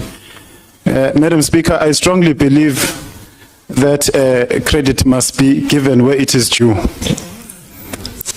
MMC Masuku, I can appreciate the difficult task that you and your office had when it came to putting a more realistic and pragmatic budget together. Madam Speaker, in this chamber, there are real MMCs and others are just shadows. Action SA has a great example of a real mayor in Tshwane, whether accidental or not, but in this chamber, we have one that is desperate and obsessed. Today, we are confronted with several reports that together paint a very honest picture of the state of our city financially, institutionally, and politically. These reports tell us two things simultaneously. Firstly, Johannesburg remains a city with enormous economic potential, a massive revenue base, and resilient institutions. Secondly, our city is under severe pressure from years of infrastructure decline, weak collections, governance failures, rising debt, and declining public trust. The most important thing about these reports is that for the first time in a long time, the administration is beginning to openly acknowledge the depth of the crisis facing Johannesburg. And that honesty matters because we cannot solve problems we refuse to admit exist. The financial turnaround framework which was now withdrawn by the MMC, and we don't know why, but it had confirmed that Johannesburg is not bankrupt but financially fragile. The city's own reports admit cash reserves remain dangerously low, debtors book continues to grow, infrastructure backlogs exceed 52 million, water losses remain unacceptably high, electricity losses continue costing the city billions, public trust in service delivery continues declining. National Treasury itself warned that the original draft budget was effectively unfunded and required correction before approval. This is not a small issue. issue. It is a warning sign. But Speaker, despite these challenges, there are also important positives that we must acknowledge fairly and honestly. The city did manage to improve headline revenue performance. Revenue grew to over 81 billion rand. The city achieved a collection rate close to 86%. The group recorded a surplus position. Cash balances improved compared to prior years. The city successfully redeemed major bond obligations, and despite several operational pressures, the city obtained an unqualified audit outcome at group level. These are not insignificant achievements. They show that Johannesburg still has institutional capacity and a strong economic foundation. The problem is that the improvements remain fragile and are not yet translating into visible improvements from residents on the ground. Residents do not experience a surplus when taps run dry. Residents do not feel financial recovery when sewage flows into streets. Residents do not see improved liquidity and when streetlights remain off. Potholes deepen and billing disputes continue unresolved. And that is why these reports correctly identify that Johannesburg crisis is not only a financial crisis, it is also a governance crisis, implementation and public confidence crisis. Speaker, one of the most important admissions in the turnaround framework is the recognition that our financial problems are systemic. The city describes what it calls a systemic crisis loop. Billing weaknesses reduce revenue weakens liquidity, weakened liquidity delays maintenance, infrastructure failures then worsen service delivery, public trust declines, and once public trust declines, payment culture collapses further. The diagnosis is absolutely correct, and we must commend the administration for finally connecting financial management directly to service delivery outcomes, because residents do not separate finance from service delivery. When billing systems fail, residents suffer. When infrastructure maintenance is deferred, residents suffer. When governance fails, residents suffer. Speaker, the strongest area of concern throughout all these reports is clearly water. The reports confirm that nearly 45% of water is being lost through leaks, infrastructure failure, illegal connections, and inefficiencies that represent approximately 3.8 billion in lost water revenue annually. At the same time, residents are being asked to pay more through increased tariffs and levies, and therein lies the political danger. Residents are increasingly asking, why must honest residents continue paying to pay more while losses, wastage, and illegal connections continue? The frustration is real, and council must take it seriously. But again, there are positive interventions proposed. The city has now committed to leak reduction programs, reservoir repairs, pressure management, smart metering, infrastructure rehabilitation, and stronger enforcement against illegal connections. If implemented properly, these interventions could begin stabilizing Johannesburg water over time. The same applies to electricity. The report confirms electricity losses of around 30%, costing the city around 5.7 billion annually. Again, this is unsustainable, but the city now proposes advanced metering, prepaid migration, energy balancing, audits of large users, and improved revenue protection measures. These are practical steps. The challenge is implementation, and that word appears repeatedly throughout the reports. Implementation, because Johannesburg does not suffer from a shortage of plans. Johannesburg suffers from a shortage of execution. Speaker, another very important issue raised in the reports is the so-called sweeping arrangement. For years, the revenue for successful entities like Joburg Water has effectively been used to subsidize struggling entities such as City Power. The city now openly admits that this arrangement lacks transparency, weakens accountability, undermines infrastructure investment, and creates governance risk. This is a major admission. The proposed phased reform model with ring fencing and proper revenue sharing agreements is an important step towards improving accountability and protecting infrastructure investment. But council must ensure that reforms are implemented and carefully and responsibly, because the report report also warns that abrupt restructuring could destabilize the city financially. Speaker, we must also acknowledge the city's attempt to improve governance and accountability. 35 seconds left. The framework proposes monthly reporting, measurable targets, performance tracking, stronger audit controls, consequence management, and evidence-based reporting. So, Speaker, the reality is that Johannesburg remains one of the most important cities on the African continent, and our economy remains powerful. So let us keep it on that trajectory. Thank you. Thank you, Councillor Nkonyeni. Councillor Avance Smith. Thanks, Speaker. Could we get more water down here? It's so hot, please. I'll do Thank that. you. Can we give water to councillors? Thank you, they'll do it. Councillor Boer, Freedom Front Plus. Thank you, Madam Speaker. Before I get to the actual OPEX and CAPEX budget figures, through you, Madam Speaker, to the Mayor. The Mayor promises to settle creditors within 30 days. With a budgeted surplus of 2 billion, and from that you have to spend about 300 million on CAPEX, you're left with 1.7 billion.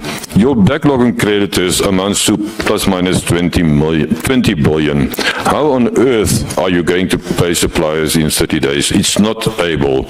Secondly, Mr. Mayor, and other political parties as well, ring fencing is the word of the month.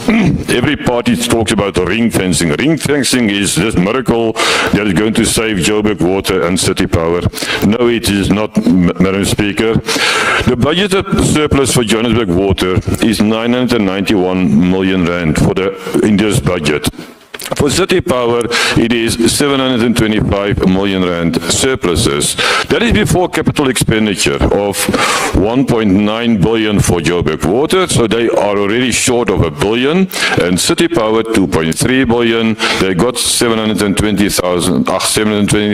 million, so they are short by 1.6 billion. So both those entities are not needed to be ring fenced because they are not generating income to sustain themselves. So ring fencing is not going to make any difference to any of those entities.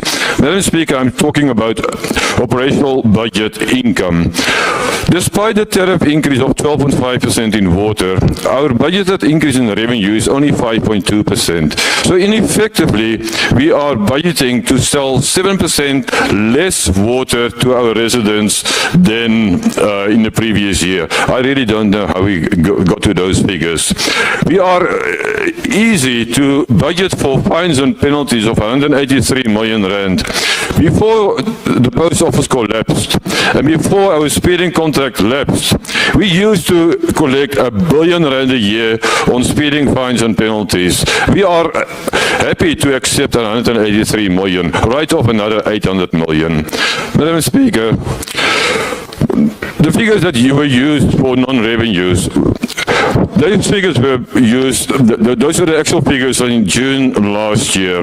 Non-revenue water, 44.7%. Electricity losses, 27%.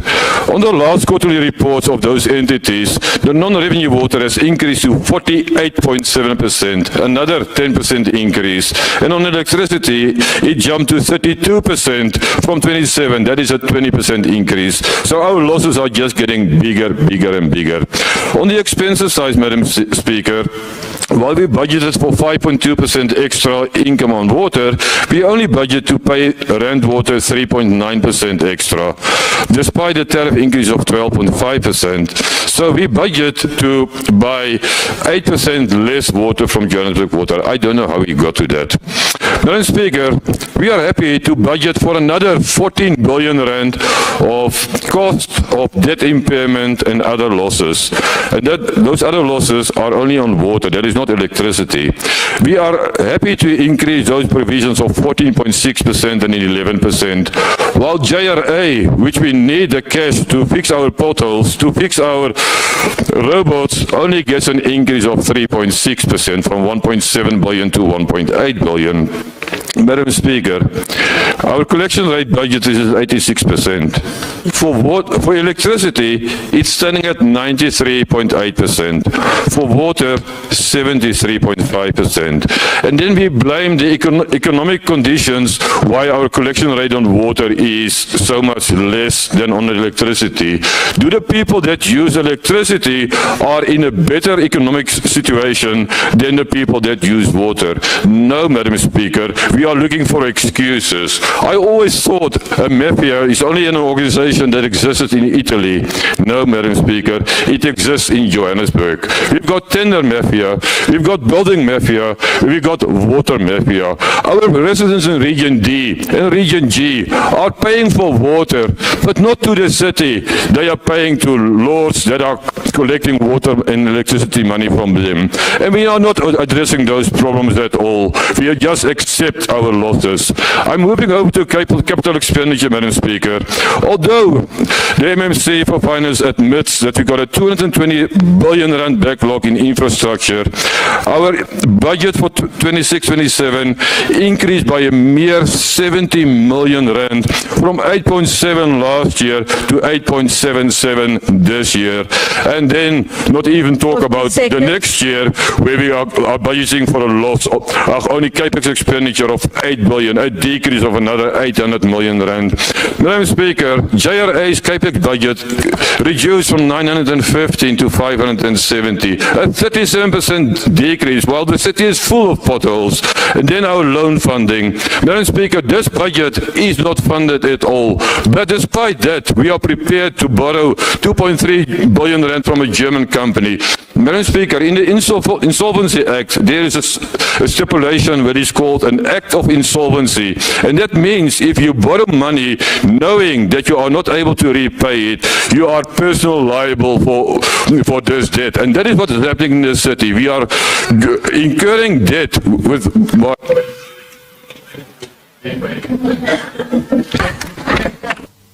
Thank you, Councillor Boer. Councillor Nofamela from the African National Congress. Thank you, Apologies. Councillor Netemba from the EFF.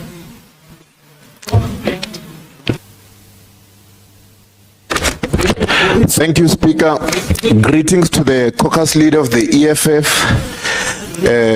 Konkobe Noktula, Chief Whip of the EFF, Thabisa Mkhapi, and all 29 battalion of the EFF.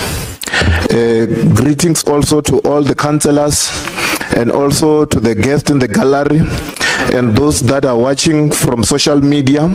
I greet you all in the name of expropriation of land without compensation. Speaker, as the EFF, we approve this budget so that it can bring basic needs of our people, which is housing, electricity, and water. So that this budget can bring tar roads, clinics, libraries, swimming pools to Brandfisher, to Ivory, Deep Sloot, Cosmos City, in all the sub-regions of Johannesburg. We approve this budget so that the youth of Johannesburg can get internships and jobs. We approve this budget so that the people who stays in the squatter camps can get houses, can get electricity in their squatter camps. We approve this budget so that we can keep insourcing of security guards and cleaners in the city of Johannesburg. We approve this budget so that we can abolish all the tenders in the city of Johannesburg. As the EFF, we note this budget. I thank you. Thank you, Councillor Netemba.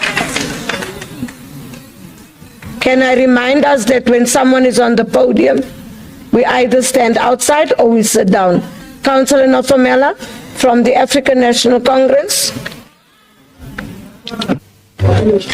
Madam Speaker, thank you, and all protocols observed. Madam Speaker, this budget arrives at a defining moment in the life of our city. Johannesburg continues to face severe pressures in aging infrastructure, rising service delivery demands, increasing urbanization, vandalism of public infrastructure, electricity and water losses, financial constraints, and growing pressure from poverty and unemployment. The report before Council openly acknowledges these realities and correctly identifies financial sustainability and good governance as the foundation upon which recovery must take place. What is important, Madam Speaker, is that this administration does not merely identify problems, it presents interventions. The figures we see in this report, Madam Councillor, are important because they demonstrate that despite fiscal pressures, Johannesburg is still investing in rebuilding itself. The figures we see reflects an administration that understands that residents are not interested in political grandstanding. While infrastructure collapses around them, residents want a city that functions.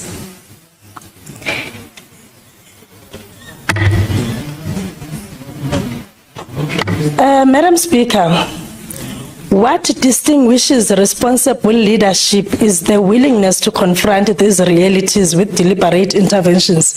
And that is what the MMC's office and the MMC for Finance are seeking to achieve. As the ANC, we support this item. Thank you, Madam Speaker. Thank you, Councillor Nofumela. I call on the MMC of Finance, Deputy Executive Mayor.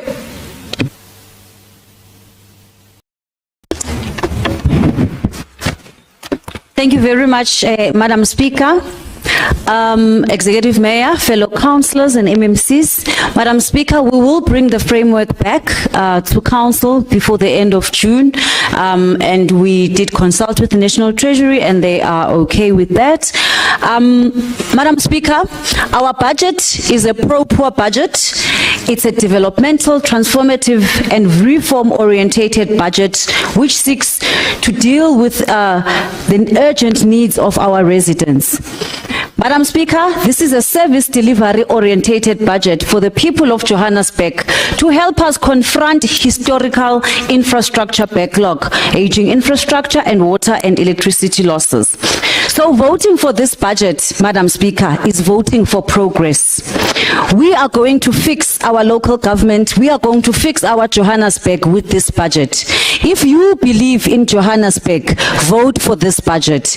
If you love our city, vote for this budget, because this budget is about building a stronger and a more resilient Johannesburg for future generations. We will continue to build the foundation and as we secure the future, but we have to invest today in securing tomorrow for our children and our great-grandchildren. Madam Speaker, if councillors believe in Johannesburg, they must vote for this budget. We ask Council to approve the budget of 97.1 billion for Johannesburg residents. Thank you. Thank you so much, MMC of Finance. The recommendations are on pages. I'll wait until everybody has been seated. It's like we have not read what I've asked us to read today. The recommendations are on pages 3C.25 to 3C.26 and 3D.13. Colleagues, the time for the bell will come.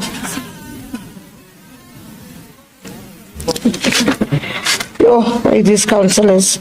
Recommendations on pages 3C.25 to 3C.26 and 3D.13. Are these items agreed to?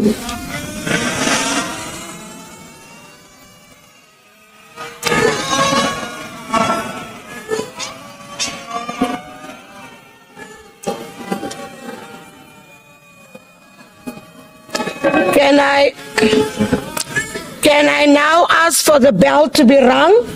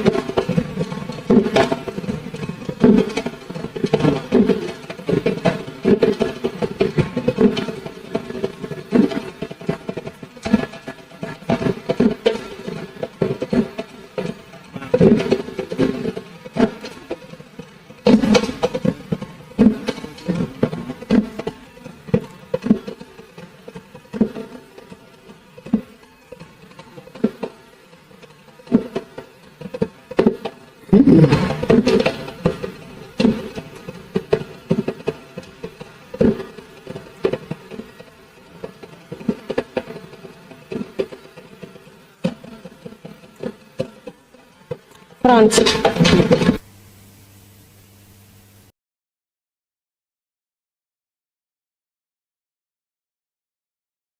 Okay.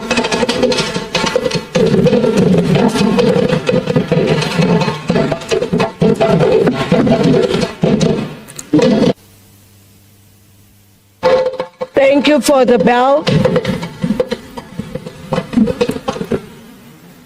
Thank you, colleagues. We will now start. Whoever's outside will remain outside. And it's the normal suspects that are running outside. Yo, Action SA, please. Please. It's your caucus leader. No, point of order, Speaker. Speaker, no, point of order. Point of order, Speaker. Point of order, Speaker. Point of order, Speaker. What's the point of order? No, point of order. You stand when you have a point of order.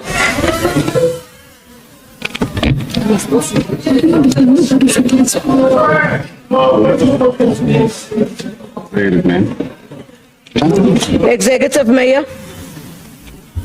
No, Councillor Mabukeze running stomach is coming now, he's in the toilet. Can you tell him to hurry up with his stomach? Can you ask Mabuke to hurry up?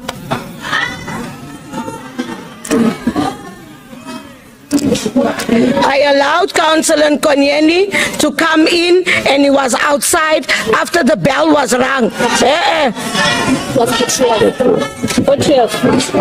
Councillor Quatrius. Councillor Quatrius. No. I allowed your leader to walk in after the bell has rung. No, don't do that to me. Councillor Mabuke is back. Councillor Mabuke is back. Can I have those who abstain? There's a hand. Aye, Councillor. Matthew. Cook. Afternoon, Speaker. The door behind the Democratic Alliance is still standing open. Okay, thank you so much. Can you close the door? Can I see those who abstain? Lift your hands.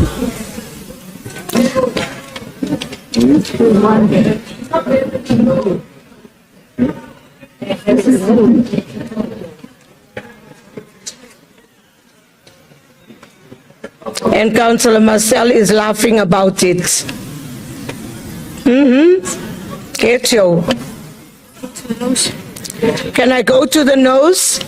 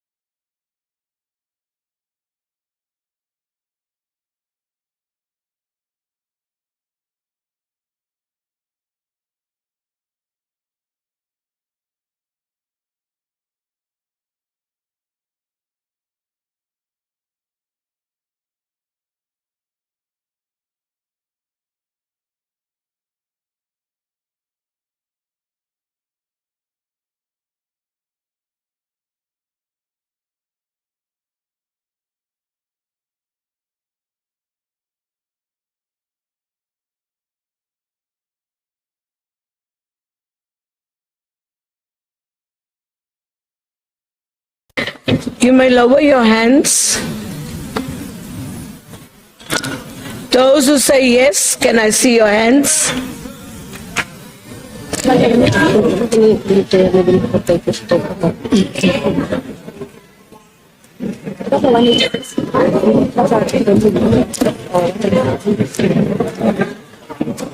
Check if there's coke.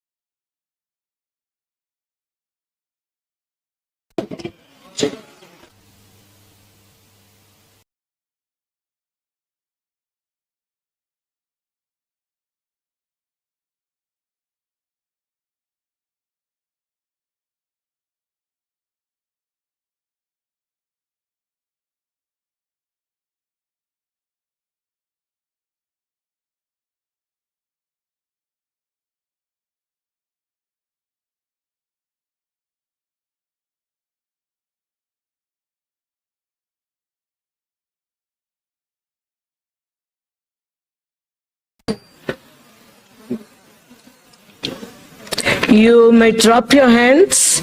Thank you. Yeah, we're just consolidating. Councillor Amat, put down your hand. Councillor Mpolobosho, put down your hand. Thank you so much.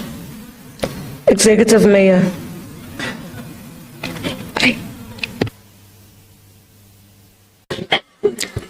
Those who voted against the budgets must not get their salaries.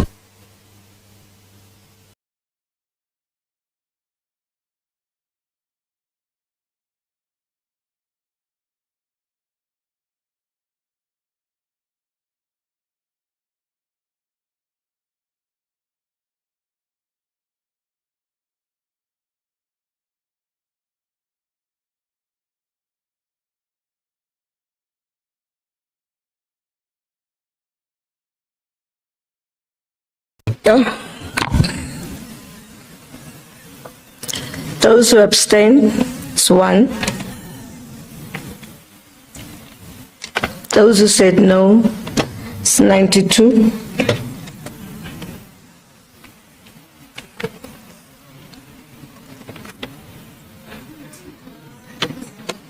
Those who said yes is 139.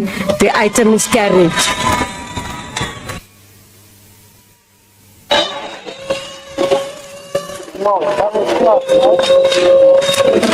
Thank you so much, councillors. Councillor Niemand.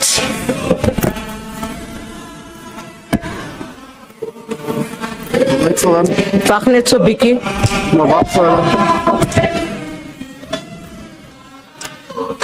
Councillors.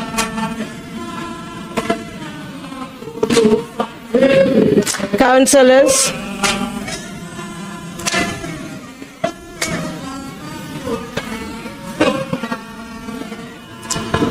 Thank you so much, Councillor Niemand.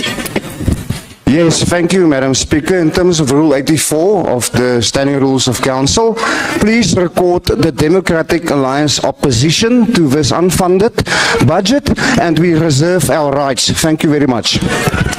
Thank you, Councillor. Colleagues, STC. We now proceed with item 6, and that's tabling of the 2024-25 City of Johannesburg Group Integrated Annual Report for the year ended 30th June 2025. Councillors, we don't have any speakers on this item, so we would just proceed and say that part of the annual report that was tabled in January, and what is tabled today is the outstanding part. Therefore, the report is for noting and referral to MPAC for oversight process. The debate on the annual report will happen after MPAC concludes the oversight process and submit recommendations to Council. Through its oversight report in due course, the recommendations are on page 6.5, is the item noted. Thank you so much. We now revert back. We're now on item 1, and that's 2026-27 Integrated Development Plan Review and 2026-27 Departmental and Municipal Entities Business Plans. Thank you so much, Councillor Boer. Kan ons gou hoor? Goedemiddag, Speaker. Ek het net gewonder, is this current budget, we still working on the old budget at least, is there still provision for lunch in this budget, or is it already used up? Thank you. Well, of course, we will have lunch, but we'll have it after item 1. Ons maak klaar met wat ons begin het. Item 1 has been read into record. Councillor R. Harris.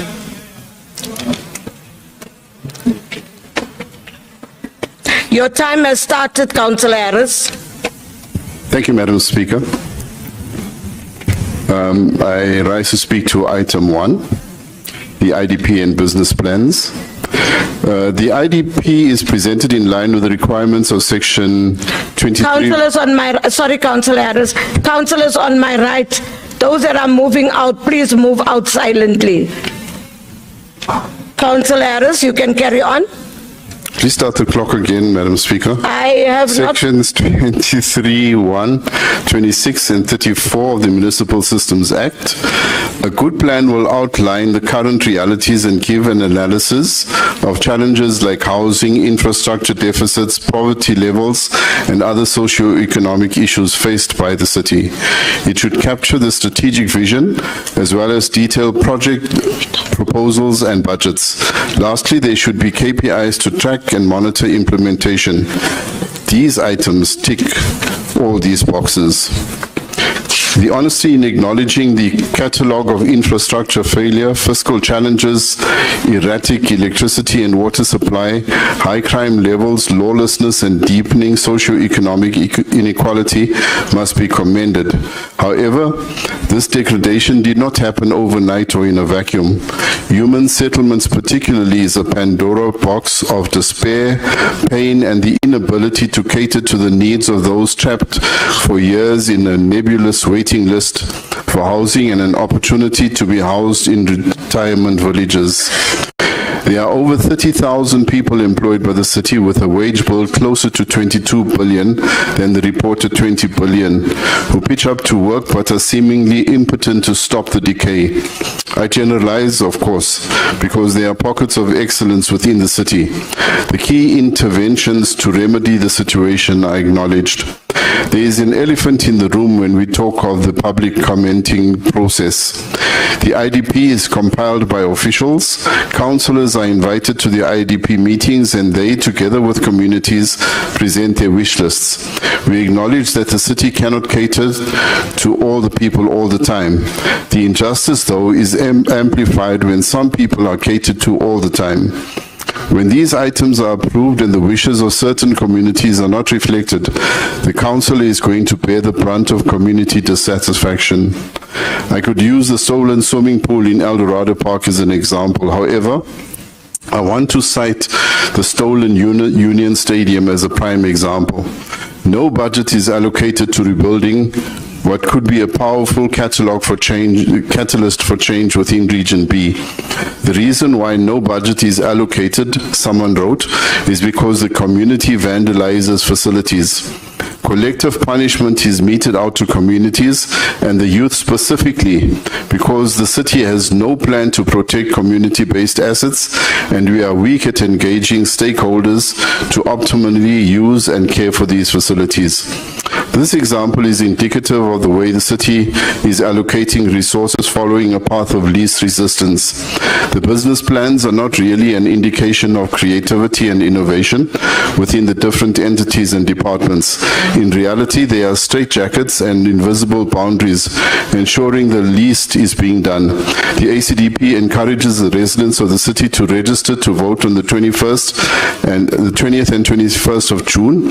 On the 4th of November, send more ACDP councillors into council so that we can lead this great city to an era of innovation, development, integrity, servant leadership, technical proficiency, and above all, the restoration of the trust deficit between public office bearers and those we serve. The ACDP notes these items, but with severe reservations. I thank you. Thank you, Councillor Harris. The Democratic Alliance, Councillor Avant Smith. Thank you, Speaker. I'd like to donate my 2 minutes to Councillor Krish, please. Thank you. Action SA, Councillor T. Nkomo. Outside. Where's Councillor Nkomo? Not here. Thank you, ma'am. I'm here, Speaker. Thank you. I was just caught off guard. Can you please stop my time just for a bit? I just need to locate. No, Councillor, I did not talk others' time. So when I call you, no, it's fine. I've located it, Speaker. Yeah. Before others start howling on the other side. Good day, Honourable Speaker, Executive Mayor, members of Council, residents of Johannesburg, the fabulous 44 caucus leader, myself co-chairs. Today we are asked to adopt the 2026-2027 Integrated Development Plan, a document that speaks about renewal, infrastructure, resilience, financial sustainability, safer communities, and an accelerated service delivery. On paper, the vision is ambitious, but the real issue before us is not whether the city understands the problems. The issue is whether this administration has the capacity and political will to fix them. The IDP itself admits that Johannesburg is facing infrastructure collapse, unreliable water and electricity supply, financial pressure, crime, lawlessness, and growing inequality. Residents already know this reality. They live it every day through dry taps, water outages, potholes, sewage spills, uncollected waste, unsafe streets, and collapsing municipal services. Honorable Speaker, residents do not judge government by strategy documents or slogans. They judge government by delivery. The city speaks about becoming a world-class African city, yet many communities are still waiting for reliable basic services. The administration speaks about accelerated service delivery, but service failures continue across Johannesburg. The administration speaks about financial sustainability, but residents continue paying for services that are inconsistent or unreliable. The administration speaks about restoring trust, but trust cannot be rebuilt through promises alone. Trust is rebuilt through visible action and accountability. Honorable Speaker, this IDP contains many plans, frameworks, and commitments, but Johannesburg has become a city of endless turnaround strategies with too little implementation. Communities are tired of hearing about future improvements while conditions continue to deteriorate. They want functioning infrastructure, they want safe neighborhoods, they want clean streets, they want accountable leadership, and above all, they want a government that works. We support development, we support infrastructure investment, we support economic growth and safer communities, but we cannot ignore the widening gap between the promises in this document and the lived reality of residents across Johannesburg. The true test of this IDP will not be the number of targets listed in the document. The true test will be whether residents experience real change in their daily lives. Will water outages decrease? Will roads be repaired? Will electricity become more reliable? Will lawlessness in the inner city be addressed? Will municipal entities finally function effectively? Those are the questions residents are asking. And until this administration delivers measurable improvements, confidence in the city's leadership remains deeply challenged. I thank you, Speaker. Thank you so much, Councillor Nkomo. Councillor Eskrish, you have 6 minutes. Madam Speaker, I rise on lines. Madam Speaker, all protocol observed. I rise today to place on record the so-called IDP public participation process. It's nothing more than a box ticking exercise. An insult to many of the residents of Johannesburg. Wards representing roughly 20,000 residents were each permitted only two questions for entire communities facing collapsing infrastructure, failing transport systems, deteriorating roads, and economic decline. Even ward councillors were barred from presenting IDP inputs on behalf of the residents, and they were elected to present. That is not public participation, that's managed silence. And while the administration silences residents, the transport system of Johannesburg is collapsing in full public view. I select this portfolio solely because it plays such a vital role in the future success and development within the city. And I reply with the business plans in mind. Let us deal with the facts. Over the last 2 decades, nearly 80 billion rand has been poured into BRT projects with computer volumes nowhere near proportional to the investment by Treasury. In the 2025-2026 period, the National Treasury disbursed approximately 7.5 billion rand through the Public Transport Network grant for BRTs. And with 15 years past, Phase 1A under PyTrans has effectively collapsed. The contract cancelled and due to poor performance management, sabotage and theft. However, the city still continues paying PyTrans for basic feeder services because no proper transitional plan existed for the new bus operating company. Once again, the residents of Johannesburg are forced to pay for failure and fill the gap financially. Phase 1CA has to rely on the 68 buses funded by the city because the Alexander bus operating company still cannot secure funding for the 141 buses required to fill its contractual obligations. Ria Vaya recorded only 12,000 trips against a planned target of just under 50,000, a staggering shortfall of 37,000 trips. Fare revenue amounting to only 25 million, which is just 11% of its target. Now, Treasury has effectively suspended further funding for Phase 1CB until the Transport Department resolves the failures surrounding Phase 1A and 1CA. Speaker, public transport in Johannesburg is on the brink of collapse, yet Rea Vaya continues swallowing almost 900 million rand annually while delivering declining performance, declining reliability and declining public confidence. You cannot claim to have a people's plan when there's no plan for the people. You can't have the IDP without the capacity of the state to deliver services for every rand spent. Roads are collapsing, bridges are deteriorating, stormwater systems are failing, traffic signals are broken and never fixed, and residents are spending hours trapped in congestion because their administration has failed to move people efficiently across the city. That's not an IDP for the people, that's wishful thinking. The entire IDP becomes weak and meaningless when the basic movement of people, goods, services and economic opportunity is failing. And this under MMC Kunene. And this crisis extends far beyond public transport. The Johannesburg Roads Agency's road asset management system that manages all road inventories and data is itself in decline, operating at only 62% monitoring capacity for the critical infrastructure. So my question is, how was the IDP informed? The numbers are catastrophic. 38 billion rand needed for road repairs, 16 billion rand needed for bridge rehabilitation and repair, 61 billion rand required for stormwater infrastructure, and 370 million rand needed for traffic signals alone. In total, Johannesburg will require 115 billion just to simply rescue existing infrastructure from total decay. Where will this money come from? More borrowings? It's a fantasy IDP, full of Biza. It is governance through denial.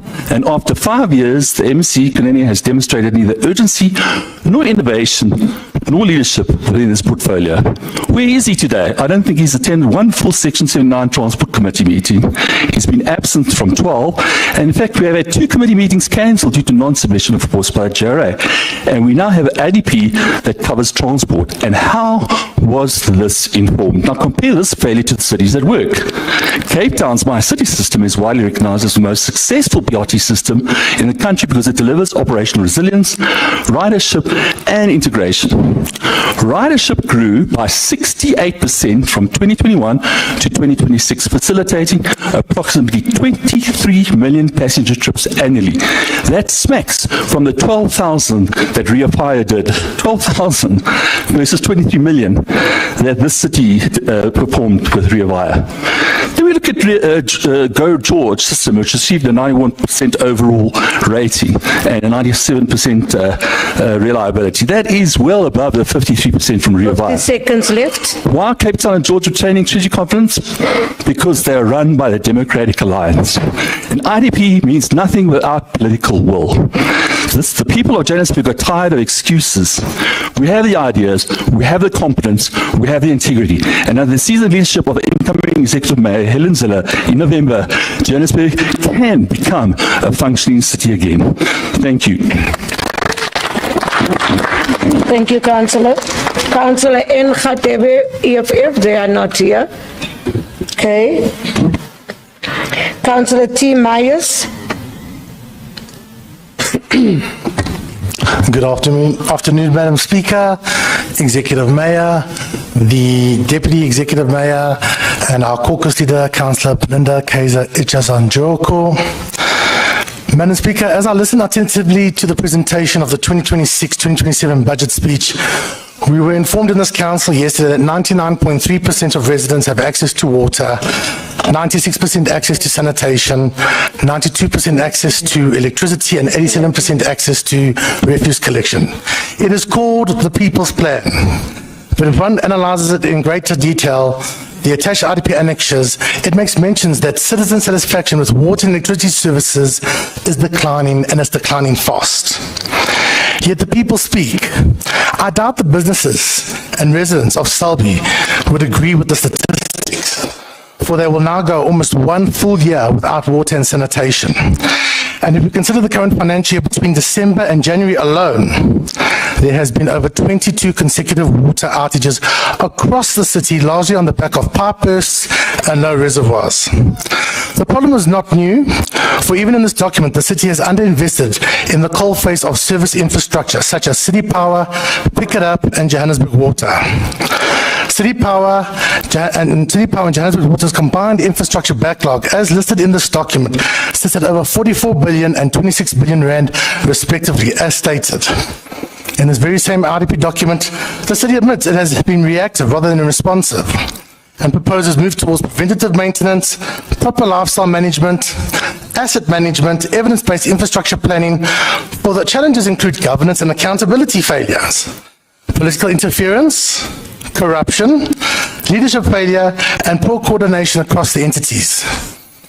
If this government is serious about fixing the basics around governance, then it should ask itself, why have they lowered the qualification requirements for the CEO at City Power from the original advert? A crucial entity, once reserved and once revenue generating for the city, in severe financial distress, you surely want the best to lead that entity.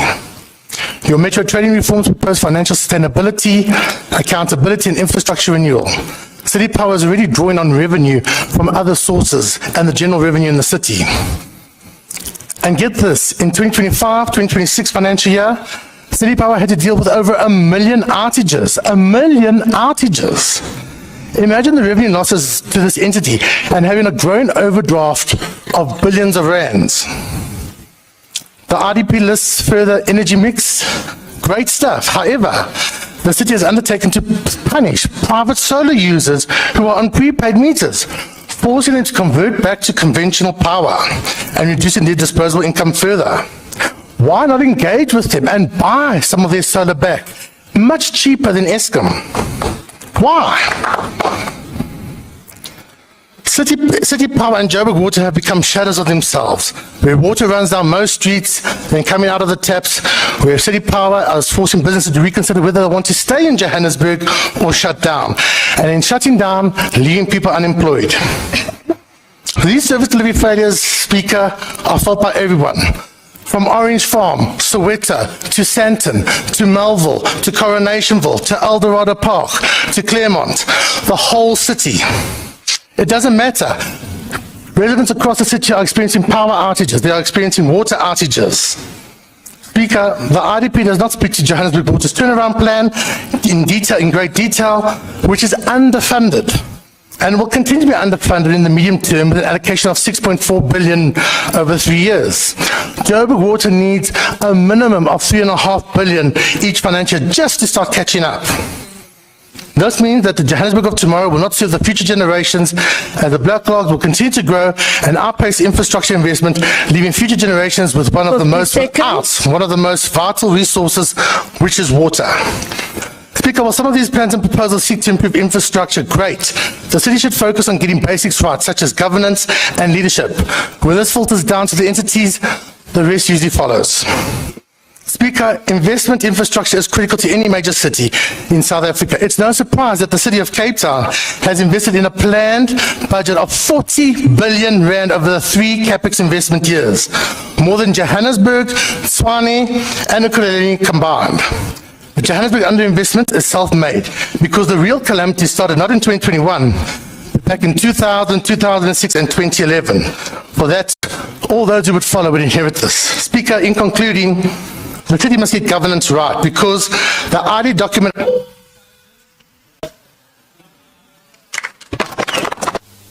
Thank you, Councillor Myers. Councillor Mukwena from the African National Congress.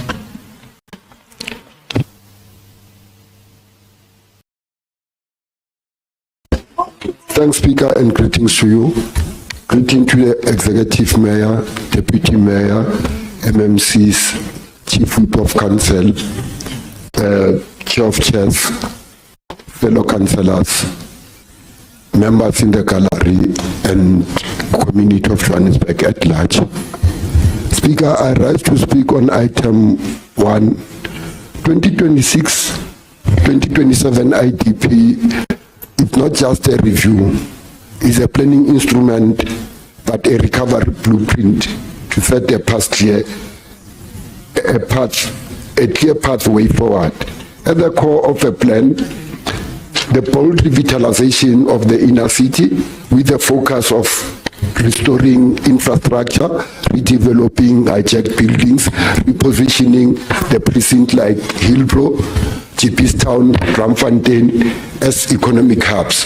The IDP aligns with Johannesburg 2040 growth and development strategy. And the goals of National Development Plan as key intervention include urban regeneration, the development of hijack buildings and targeted precinct upgrade, service delivery acceleration, including electrifying of informal settlement, modernization of waste infrastructure.